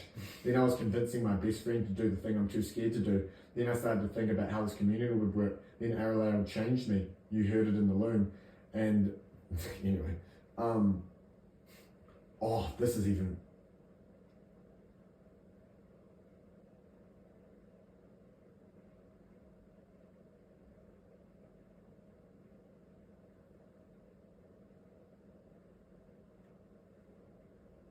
I won't get into all this, but it's such a cool email, bro. Like, Who was the email to? well, it'll be a good, right, it'll be a cool email. Yeah.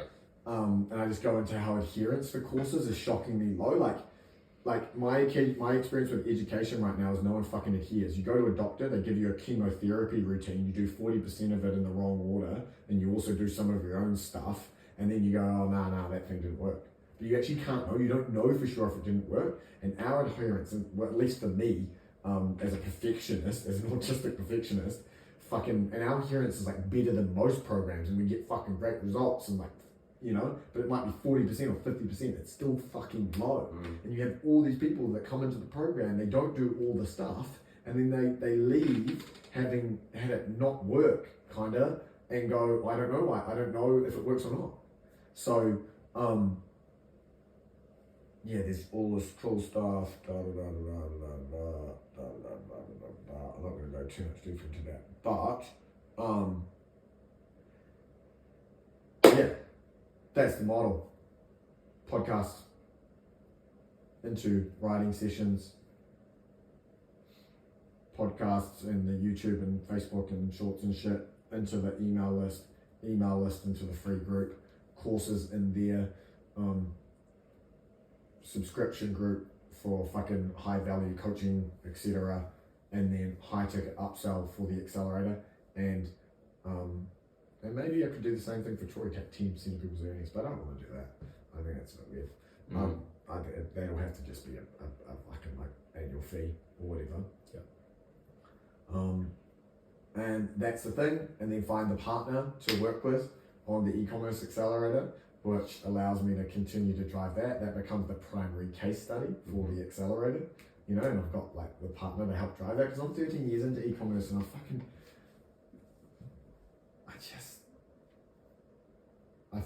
I'm 13 years into e-commerce, I'm 13 years into figuring myself out, and I think I became the front man by accident. I'm actually, like, I became like the CEO, like I'm actually not that. I don't really want to do that. I would prefer to be the like fucking nerdy tech guy, the CTO. I don't want to be the CEO, I want to be the CTO. And there's plenty of CTOs with fucking big ass fucking companies that hire in CEOs and CMOs and all of that sort of stuff.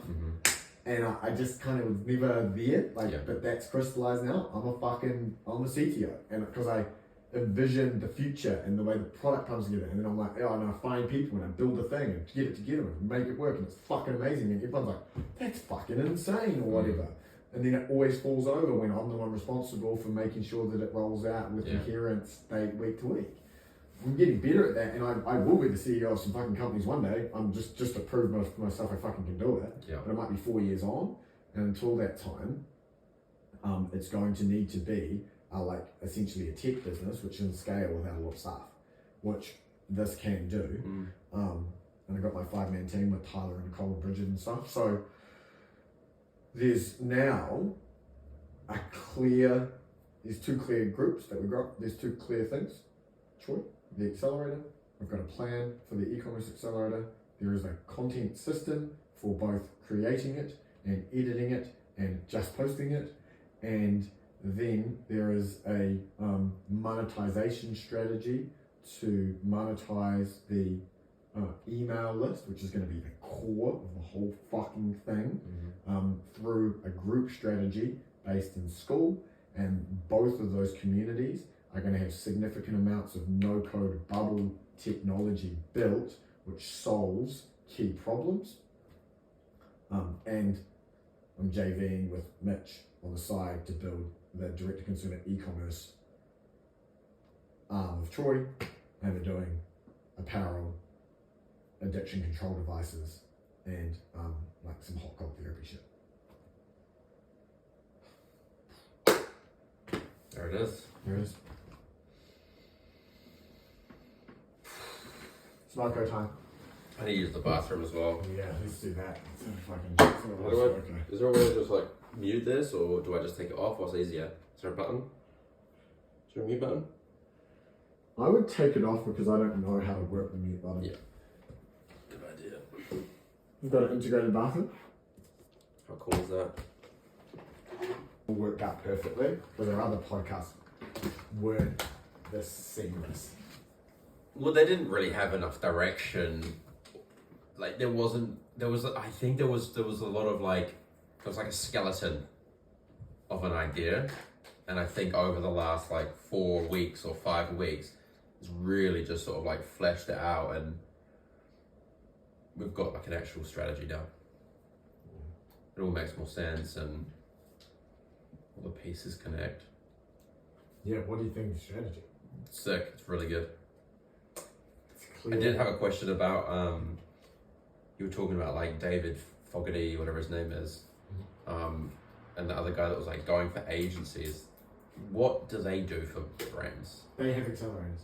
Okay, so They've got mentors, they've got courses, they bring you into the community, they teach you, they give you all the systems, they teach you how to do it yourself. So it's okay. Makes So sense. fuck having an in-house team. Join the e-commerce accelerator, and you'll have a way better time than an agency.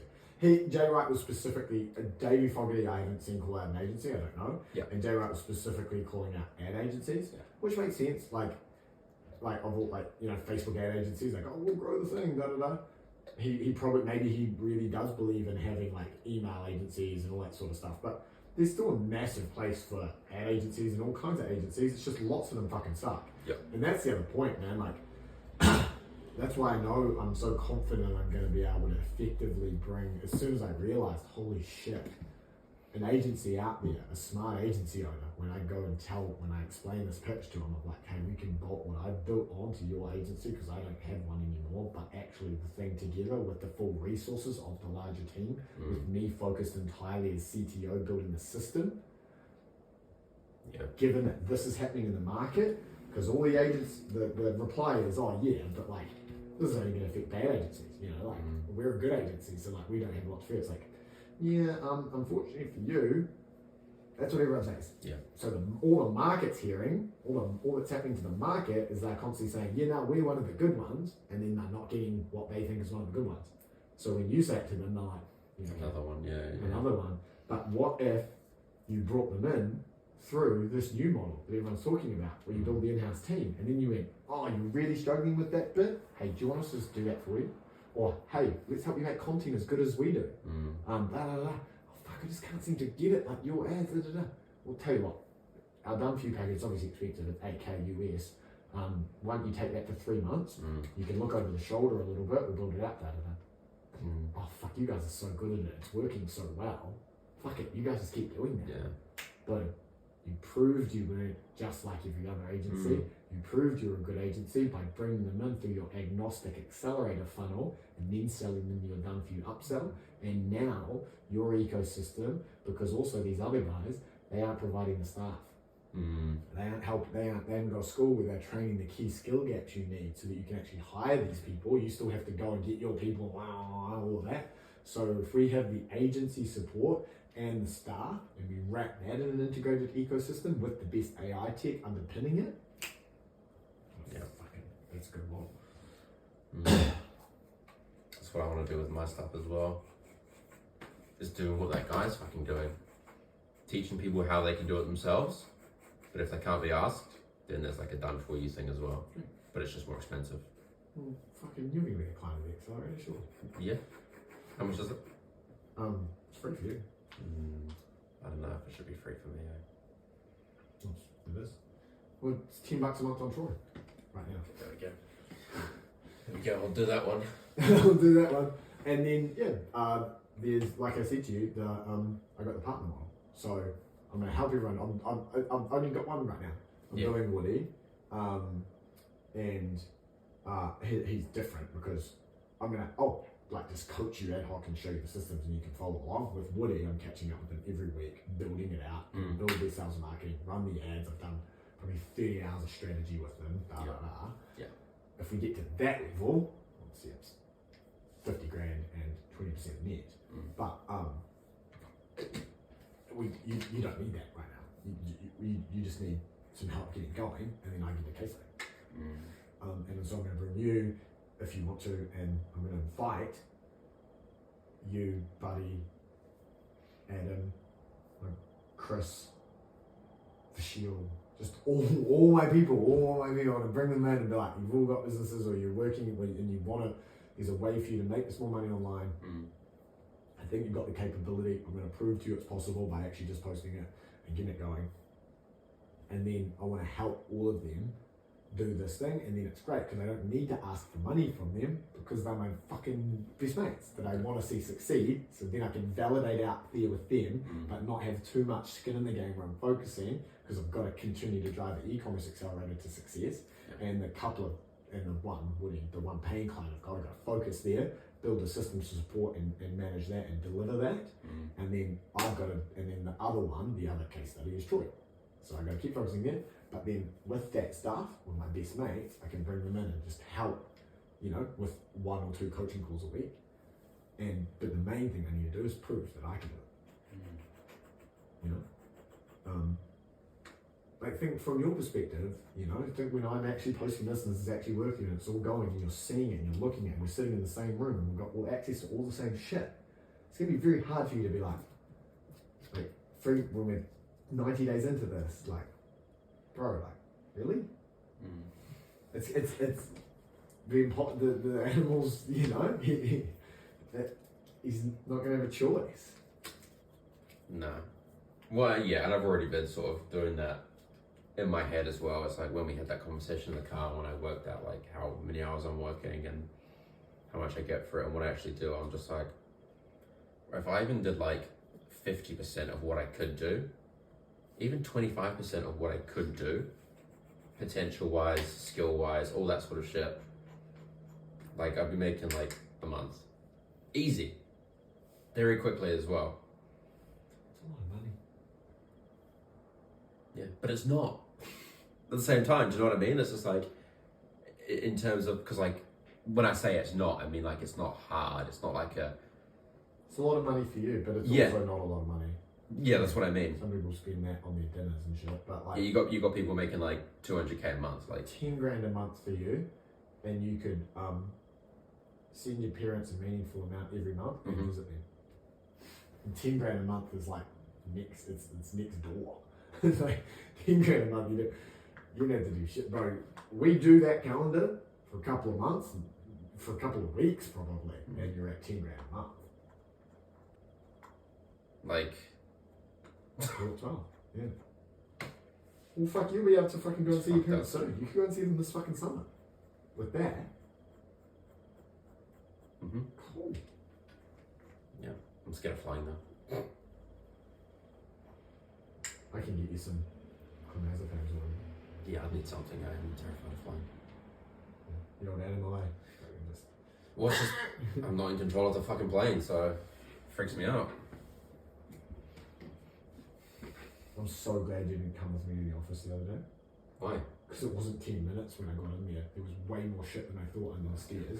There was way more shit. It was like a fucking 50-minute job. It was ages. And like if I'd said that to you, it would have been sweet. I genuinely thought it was 10 minutes. Yeah, and yeah. I was just like, it made the whole job easier. Because again, the autistic pain thing of like, thank fuck he's not, because I would have kept going, oh, this in the car if you want. Yeah. Yeah. You know, it would have been that whole thing, and then, oh, he's thinking I fucking lied. Yeah, like, stitched me up. Yeah, Yeah. like all of that. Fucking 3 hours Friday night, just fucking filling the Woke car. up- Bro, and I just think back to when I was posting regularly on Twitter as well, and I was getting like inbound leads, and I wasn't even fucking selling anything. Do you know what I mean? Like I was getting inbound leads from fucking people that wanted me to write for them, and I wasn't even like selling a product or like selling my services. I was just writing on Twitter. But I haven't posted on Twitter in like fucking 12 months.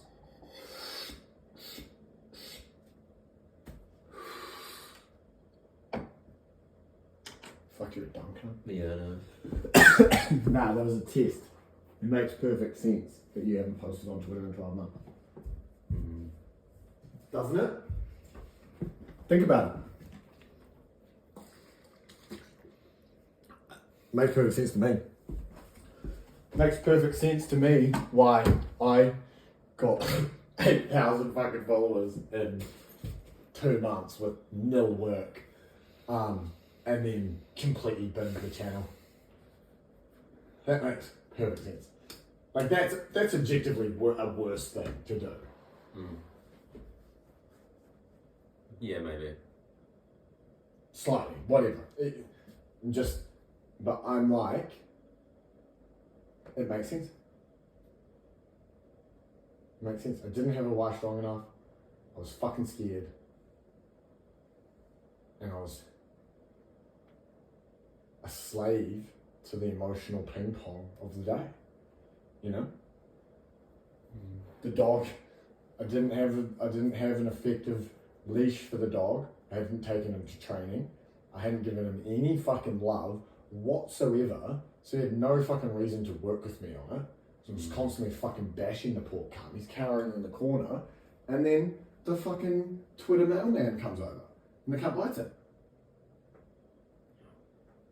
He fucking... Worse than that, he doesn't even bite him. It's just like, there's some fucking analogy of like this friendly Twitter man, Elon comes over and keeps trying to feed you, and you just run away and cower in the back of the fucking fence behind the house, just cowering the kennel, just like Starving to death. starving to death, just like, what the fuck, what's he doing? He's like, no, all good, it's just food, you know, it's all good. Remember, like we played like just the other day. You got like 8,000. It was cool. Like kind of saved his business from it. What happened? Oh no, I just decided you're bad and scary. Sorry, G. Sorry, Elon G. Okay. The fucking dog's a gangster now. A thug dog. Sorry, G. Sorry, my bro. Yeah, it's fucking silly, eh? It's really silly.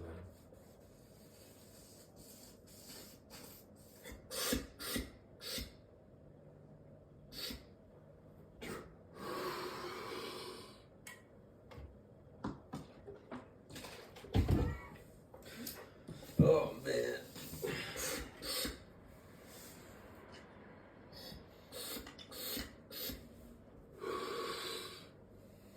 I'm having a fucking huge smoko. Smoko's the perfect terminology. That's good. And I reckon what we're also gonna do, bro, we're just gonna have a spot that's comfier, that's been posted on, and what we'll do is post on the Instagram or wear on our story or something. A short, just fucking having comment. That's mean. Wherever we can on Twitter, you can post anything on Twitter. We'll just have a sick, like, another spot where it spins around. No, it needs to, I want it to be on a different film, so it's just on the fucking thing. And we can just live stream that too, but you gotta be on Twitter to see. Or, we could do it on fucking Rumble. And on there, you just say whatever the fuck you want. That's a fucking cool way to grow Rumble from organic channels. Bro, it's when you're fucking on this shit tapped into God, every idea is better than the last. Give me some feedback on that. I probably wouldn't want to be fucking ripping bongs online, just for me personally. Yeah, fair enough. One chair. Yeah. Maybe I can just fucking hold the camera while you rip some bongs. I'm not gonna hold the camera. No, I know, it was a joke. But that could be the fucking hilarious thing. Could be we are really careful and serious about you never being on camera smoking bongs, and you don't smoke bongs. But during that live stream, there's always a point where you're just away, and then you come back and you just never see it. We don't say you don't. We don't say you do. No. That's hilarious. Pretty funny. That's so sick. Bro, this frame Let me have another look. looks fucking mean when you fucking think about it. It's gonna look like we went out and did that on purpose. It's not like that's just the shit we found in the clean out. Fucking 5-minute pod setup, eh? With the little light and that. Bro, It does look good, eh? it looks sick, especially when you've had a cone. Like before we were going, it's a bit shit. And then now I'm just like, that's the best thing ever. Yeah, it looks good. You know. Fuck. If I smoke more, I might get some.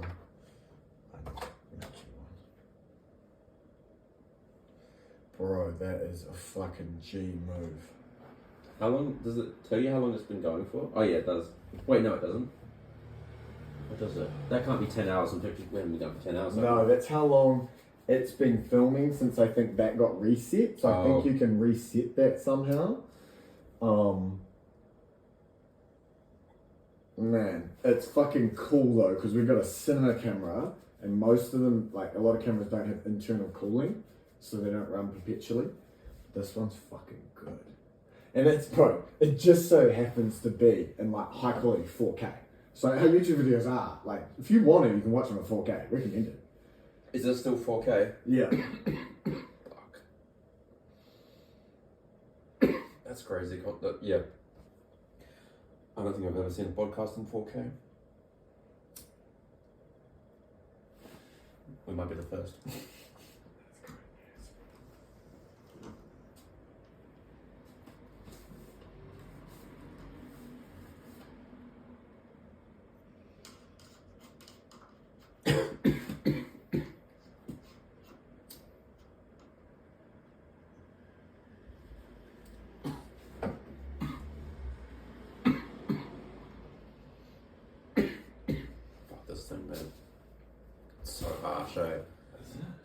Well, for me, I don't smoke. Oh, fair enough. We're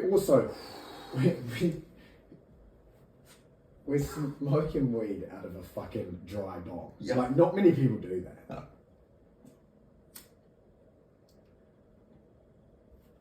In fact, do you know why we do that? Let me guess. Yeah. You forget to change the water, or you don't want to change the water. Spilt it too many times. Spilt it too many times, and fucking spilt bong water is worse than just ripping fucking hash bong. Mm-hmm. But you're fucking... Yeah. So we're here. What were you going to say? gonna say, but you must be getting a fair bit if you're still going. Yeah, well, I'm just taking it easy. I'm taking it slow. Alright. I think that might do me.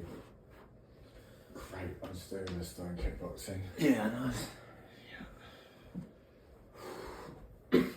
Oh yeah, love that. Love that. Fucking mic's on still. Yeah, I'm not smoking any weed. Fucking. Yeah, you'd have to have your mic off. Yeah, well, Oh yeah. because we're not going to be live streaming for a while. We can, like, again, the way you might as well do 4 weeks of this. Get in a fucking flow, not have to worry about. But if there was a live stream going right now, I would have there's a lot more to think about. Maybe, but also like if it's not super invasive, which it won't be, I think we'll forget it's on. It's going to be a chat. Hmm. Do you know if you can smoke weed on like kick, that'd be the perfect place to do it. I don't know if you can. Yeah, fuck. The streaming site would be lit.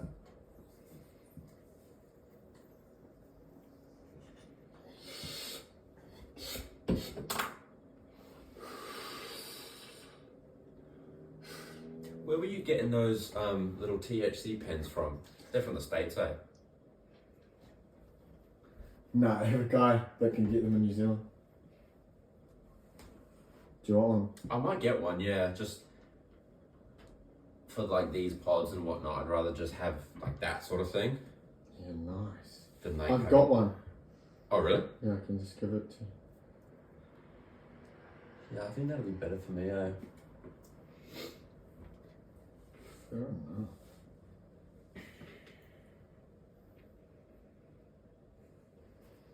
Fuck, I don't know if I'm going to get the exact same shot. I don't care.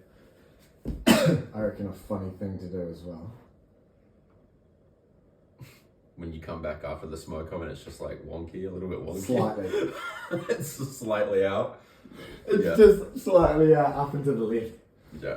I just add like a slight haze to it. Yeah, and it might be different every time. Like, I'm feeling a little bit up and to the right now. Fuck, I hope that doesn't smell too much, eh? Oh, bro. She's sweet. She's cool. I've seen it in her eyes. I've fucking seen it in her eyes. I don't think so. Nah, I've seen it in her eyes. I've had a conversation with her. I've said hi to her friends. I've given her a fucking A couple of yolza, hugs. a little I've yolza. given her a couple of, just fucking like that. Her and a friend on the couch. I'm walking through, getting the thing. It's not the most, it's not, for me at least, if I enter the lounge with my new flatmate and a friend and I have like a closed night movie night, I'm thinking, oh fuck, I don't want to be a fucking, I'm thinking, do I say hi, do I not? Fuck, what's weird? Fuck, it's a pretty big deal. I just fucking, what are you watching? We went for what? I mean, classic. What are you watching? Looking at the cupboard. What are you watching? Yeah. And it was nice. It was nice. And then we chatted today about like this life and just like had a cool yarn. She met my sister and stuff. There you go. Katie was like, she's cool. And I was like, Katie thinks she's cool. That's a fucking huge plus. And I reckon she's about it. I reckon she's sweet. Big call. It's a big call. Nah, I reckon the fact that we've made an effort to blow it out the window kind of like been like made a reasonable concern, and then next time I say, fuck, weed, what's your thoughts? I reckon she's gonna be like, fucking give me a cone. I don't know. I don't know. Nah. I don't know if I get that impression, but maybe I'm wrong. I've been wrong before. But I reckon she might be like, if I have the odd fake, if you blow it outside, that'd be great. Yeah. Like, what do you do? Yeah, like just don't be ripping cones on the fucking balcony, like on the landing or whatever. That's probably fair, right? Landing. Like just outside her bedroom on like the middle bit where you look down. Where the barbecue is. Nah, up here. Where you go and you stand in the front doors there and there's that big open area. That's the landing. Oh, fuck, just having to go out. That's what I mean, like maybe having not to go to that. Ari's desk. Yes. Yeah, nah. Yeah. Fucking, yeah, no, probably Yeah. not. You not say landing. No, Probably quite English. I got Yeah, that. English But I word. think that the landing, I think we call that the upstairs. Sorry, I reckon that's called upstairs. Nah, that's Or the mezzanine, maybe. but it's not really that. Second lounge.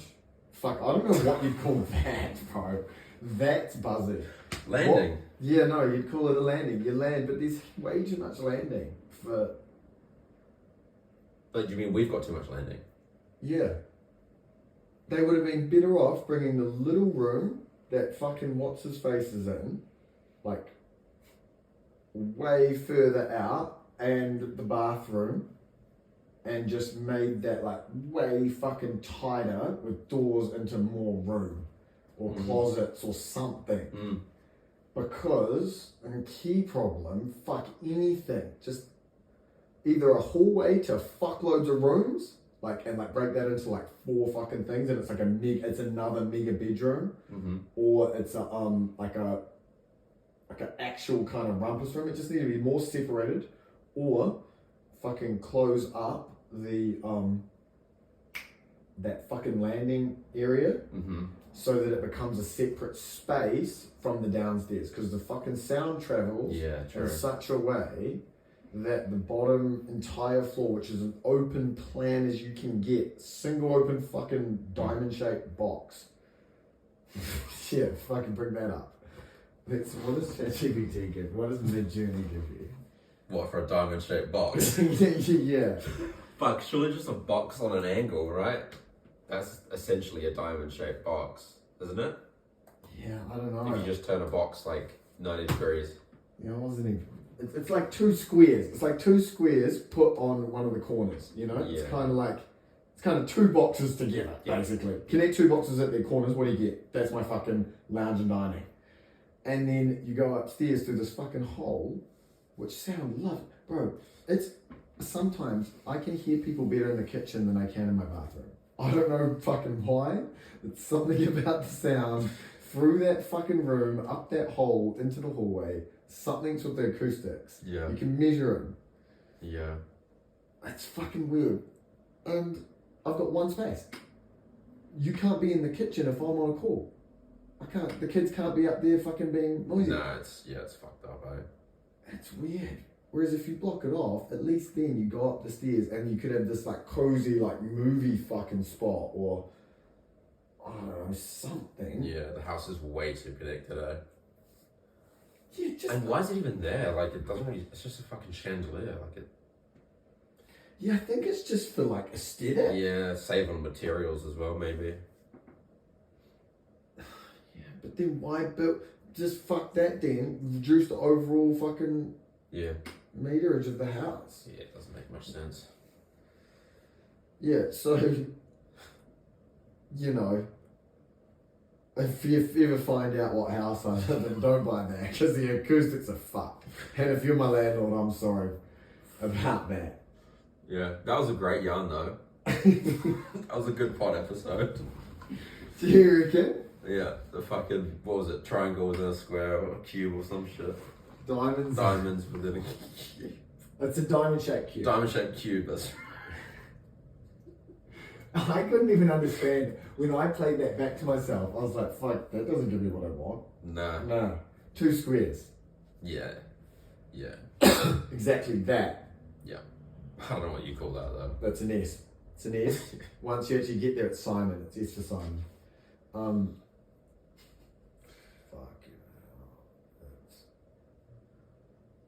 hell. I need to go on Discord. Oh yeah, that's what I was gonna ask as well. So if you've got the school community, can they talk to each other like live on school, or does it have to be a separate thing? What do you mean? So like the members. No, just talk on school. Okay, so there's like a chat type thing on school. Okay. Yeah, and so what I kind of want to do is actually like use it properly and like talk to people on school. And the point is, it's like, because there's this, I reckon there's this big fucking angle on how what we're doing, if you can get it right and you can build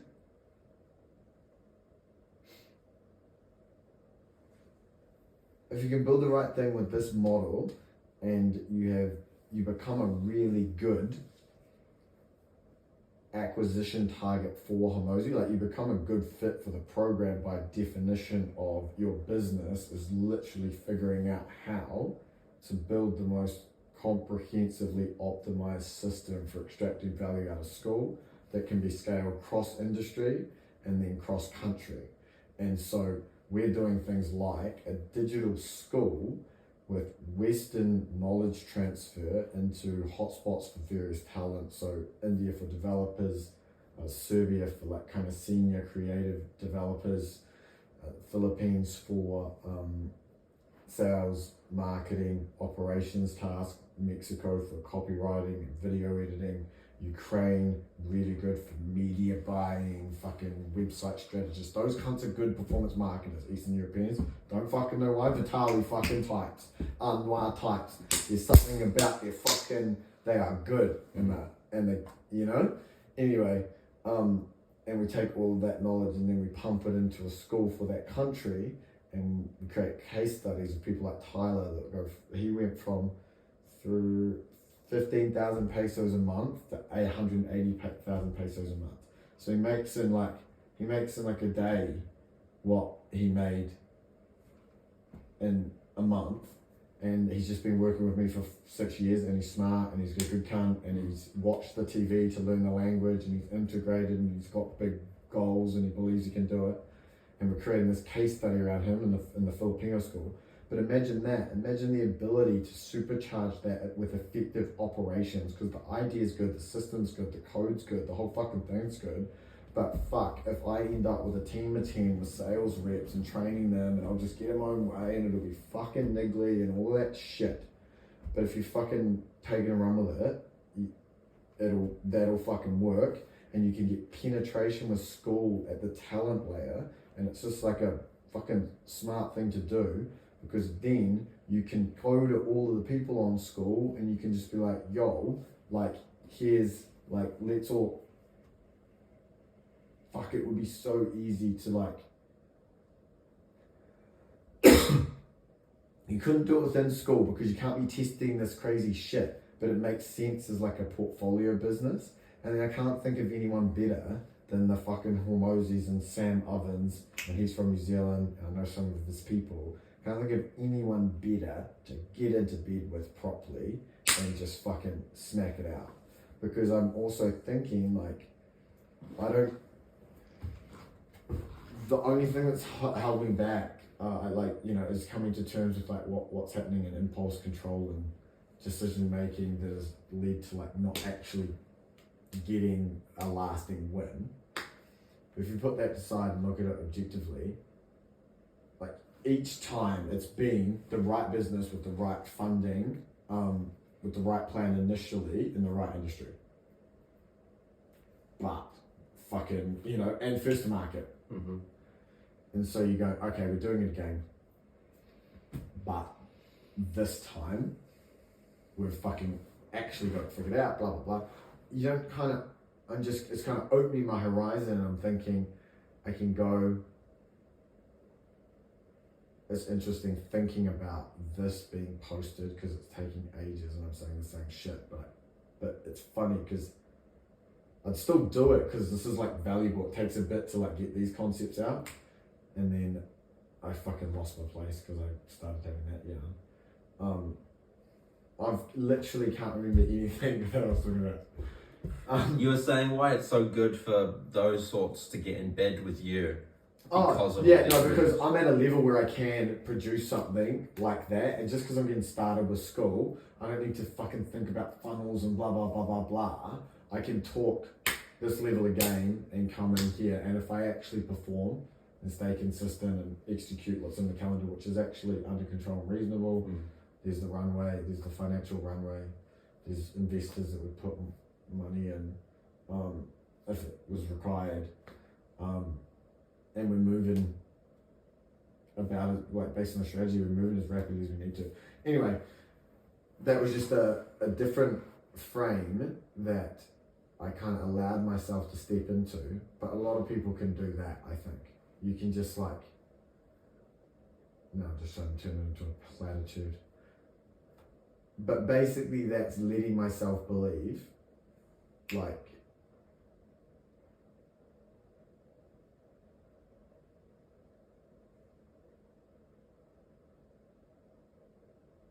Yeah, interesting.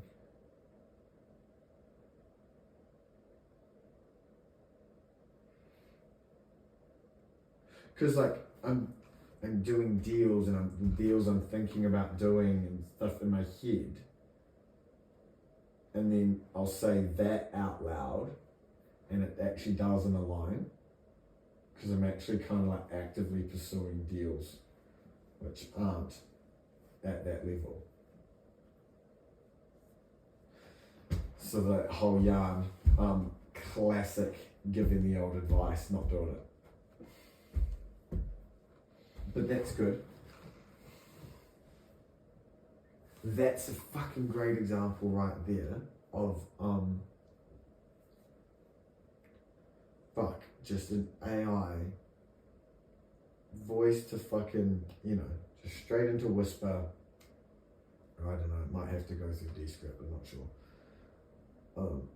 Or you could even actually, probably what would be easier is just looming it as well during and just grabbing the transcript directly from that. We can just do that as well. I can just have that going the whole time as well.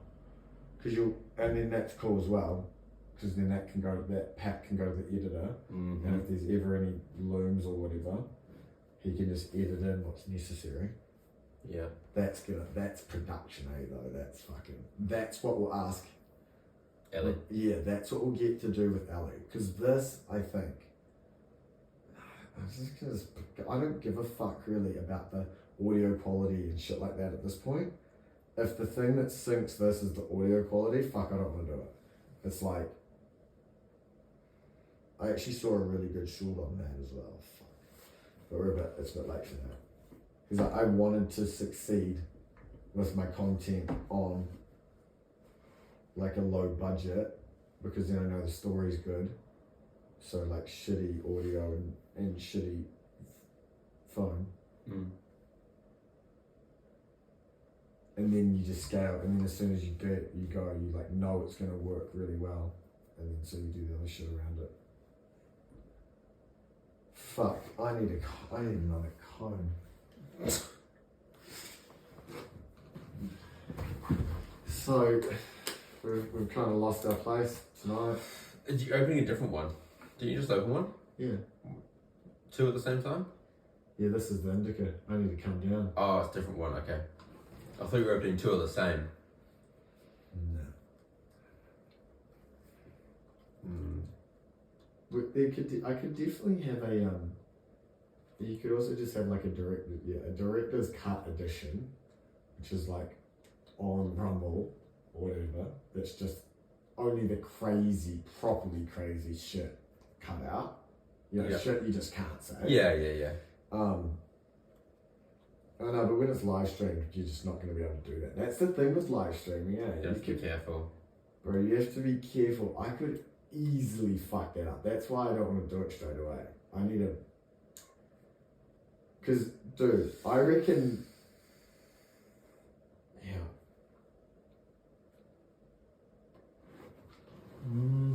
Maybe not. Maybe not if you just bait. It'd be a pretty big fuck up. You'd have to kind of want it.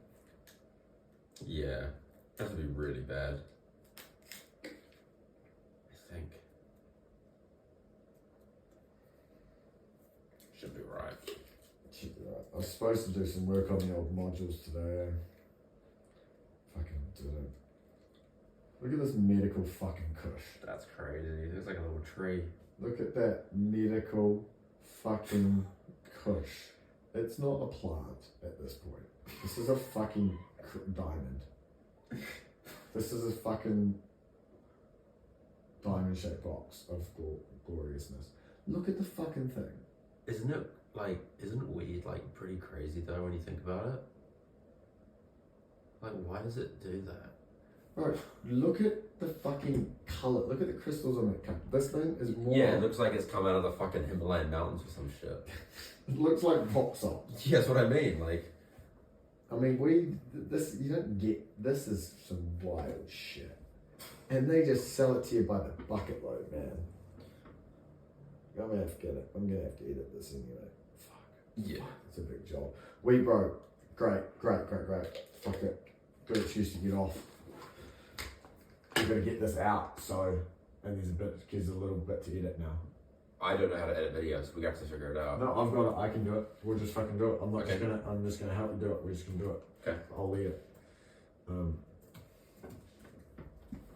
I've got the editing laptop, which I built for this very easy.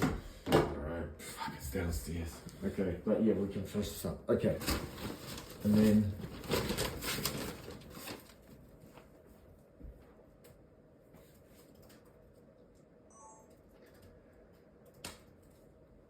cut. Did it cut? It's a cut. We're off. Fuck, what a first episode. Like a first proper one. It's not bad. Wonder what's gonna go wrong. That's not bad at all. That's fucking fantastic. Okay, I've got fucking new.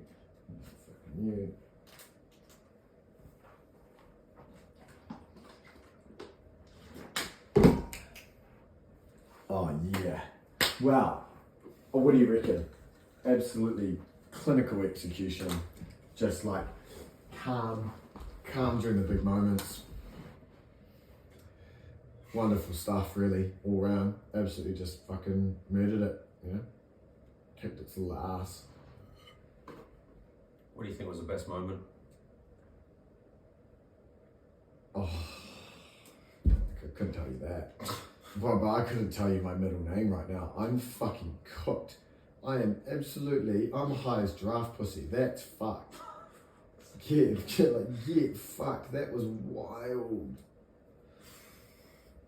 I reckon out of 10, that's got to be for all podcasts ever made, bro. Like if you took a random sample of 1,000 podcasts and you made people listen to them, out of 100, someone has to listen to 100 podcasts and has to rate them, and it kind of has to fucking, I don't know, yeah.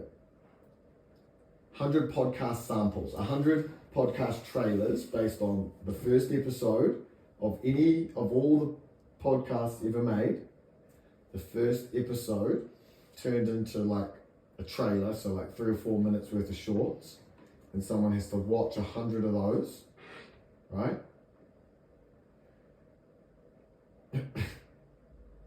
What percentage of those cunts will be better than? You know, like if we're in that comp, I reckon that might be that's at least a 6, at least a 7. Yeah, at least a 7. For first episode, yeah, I think so too. For a first episode, you know, damn now might be a 9.6. We don't know. It could be a fucking. It's not a 10. Maybe 9's ridiculous, but fuck, if you're an 8, Jesus Christ. And there was no prep. Well, speak for yourself. Speak for your fucking self. Speak for your motherfucking self. What a comment. You prep quite a lot. Bro, look at the prep. You're sitting on part of the prep. I know, I'm in the prep. Yeah. You were there for a lot of the prep. That's true. I knew you did mean just this episode, but it was just funny the way you delivered it. Yeah, no. But even for this episode, there was a script that I was reading off my thing. It was putting shit in calendars. Yeah, okay. It was setting up beehive, like that. Yeah. But it was fun. It was a bit of fun, bro, today. How long was that episode, you reckon? Oh, fuck, bro. That might have been 2.5 hours, 2 hours. Yeah, when did we start? When did we start? I don't know. 5? We started at 5. What's the time? 8:50.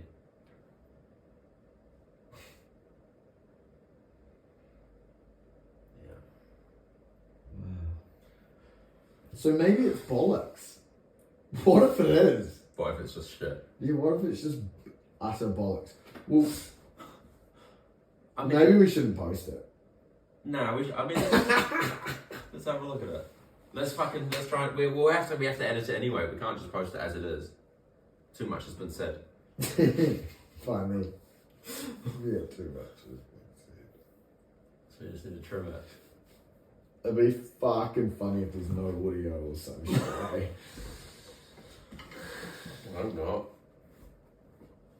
Well, even if there is no audio, like with the calendar, we went through the calendar. It's, there's still some good stuff that we can take from that. Yeah. And I got the after movie.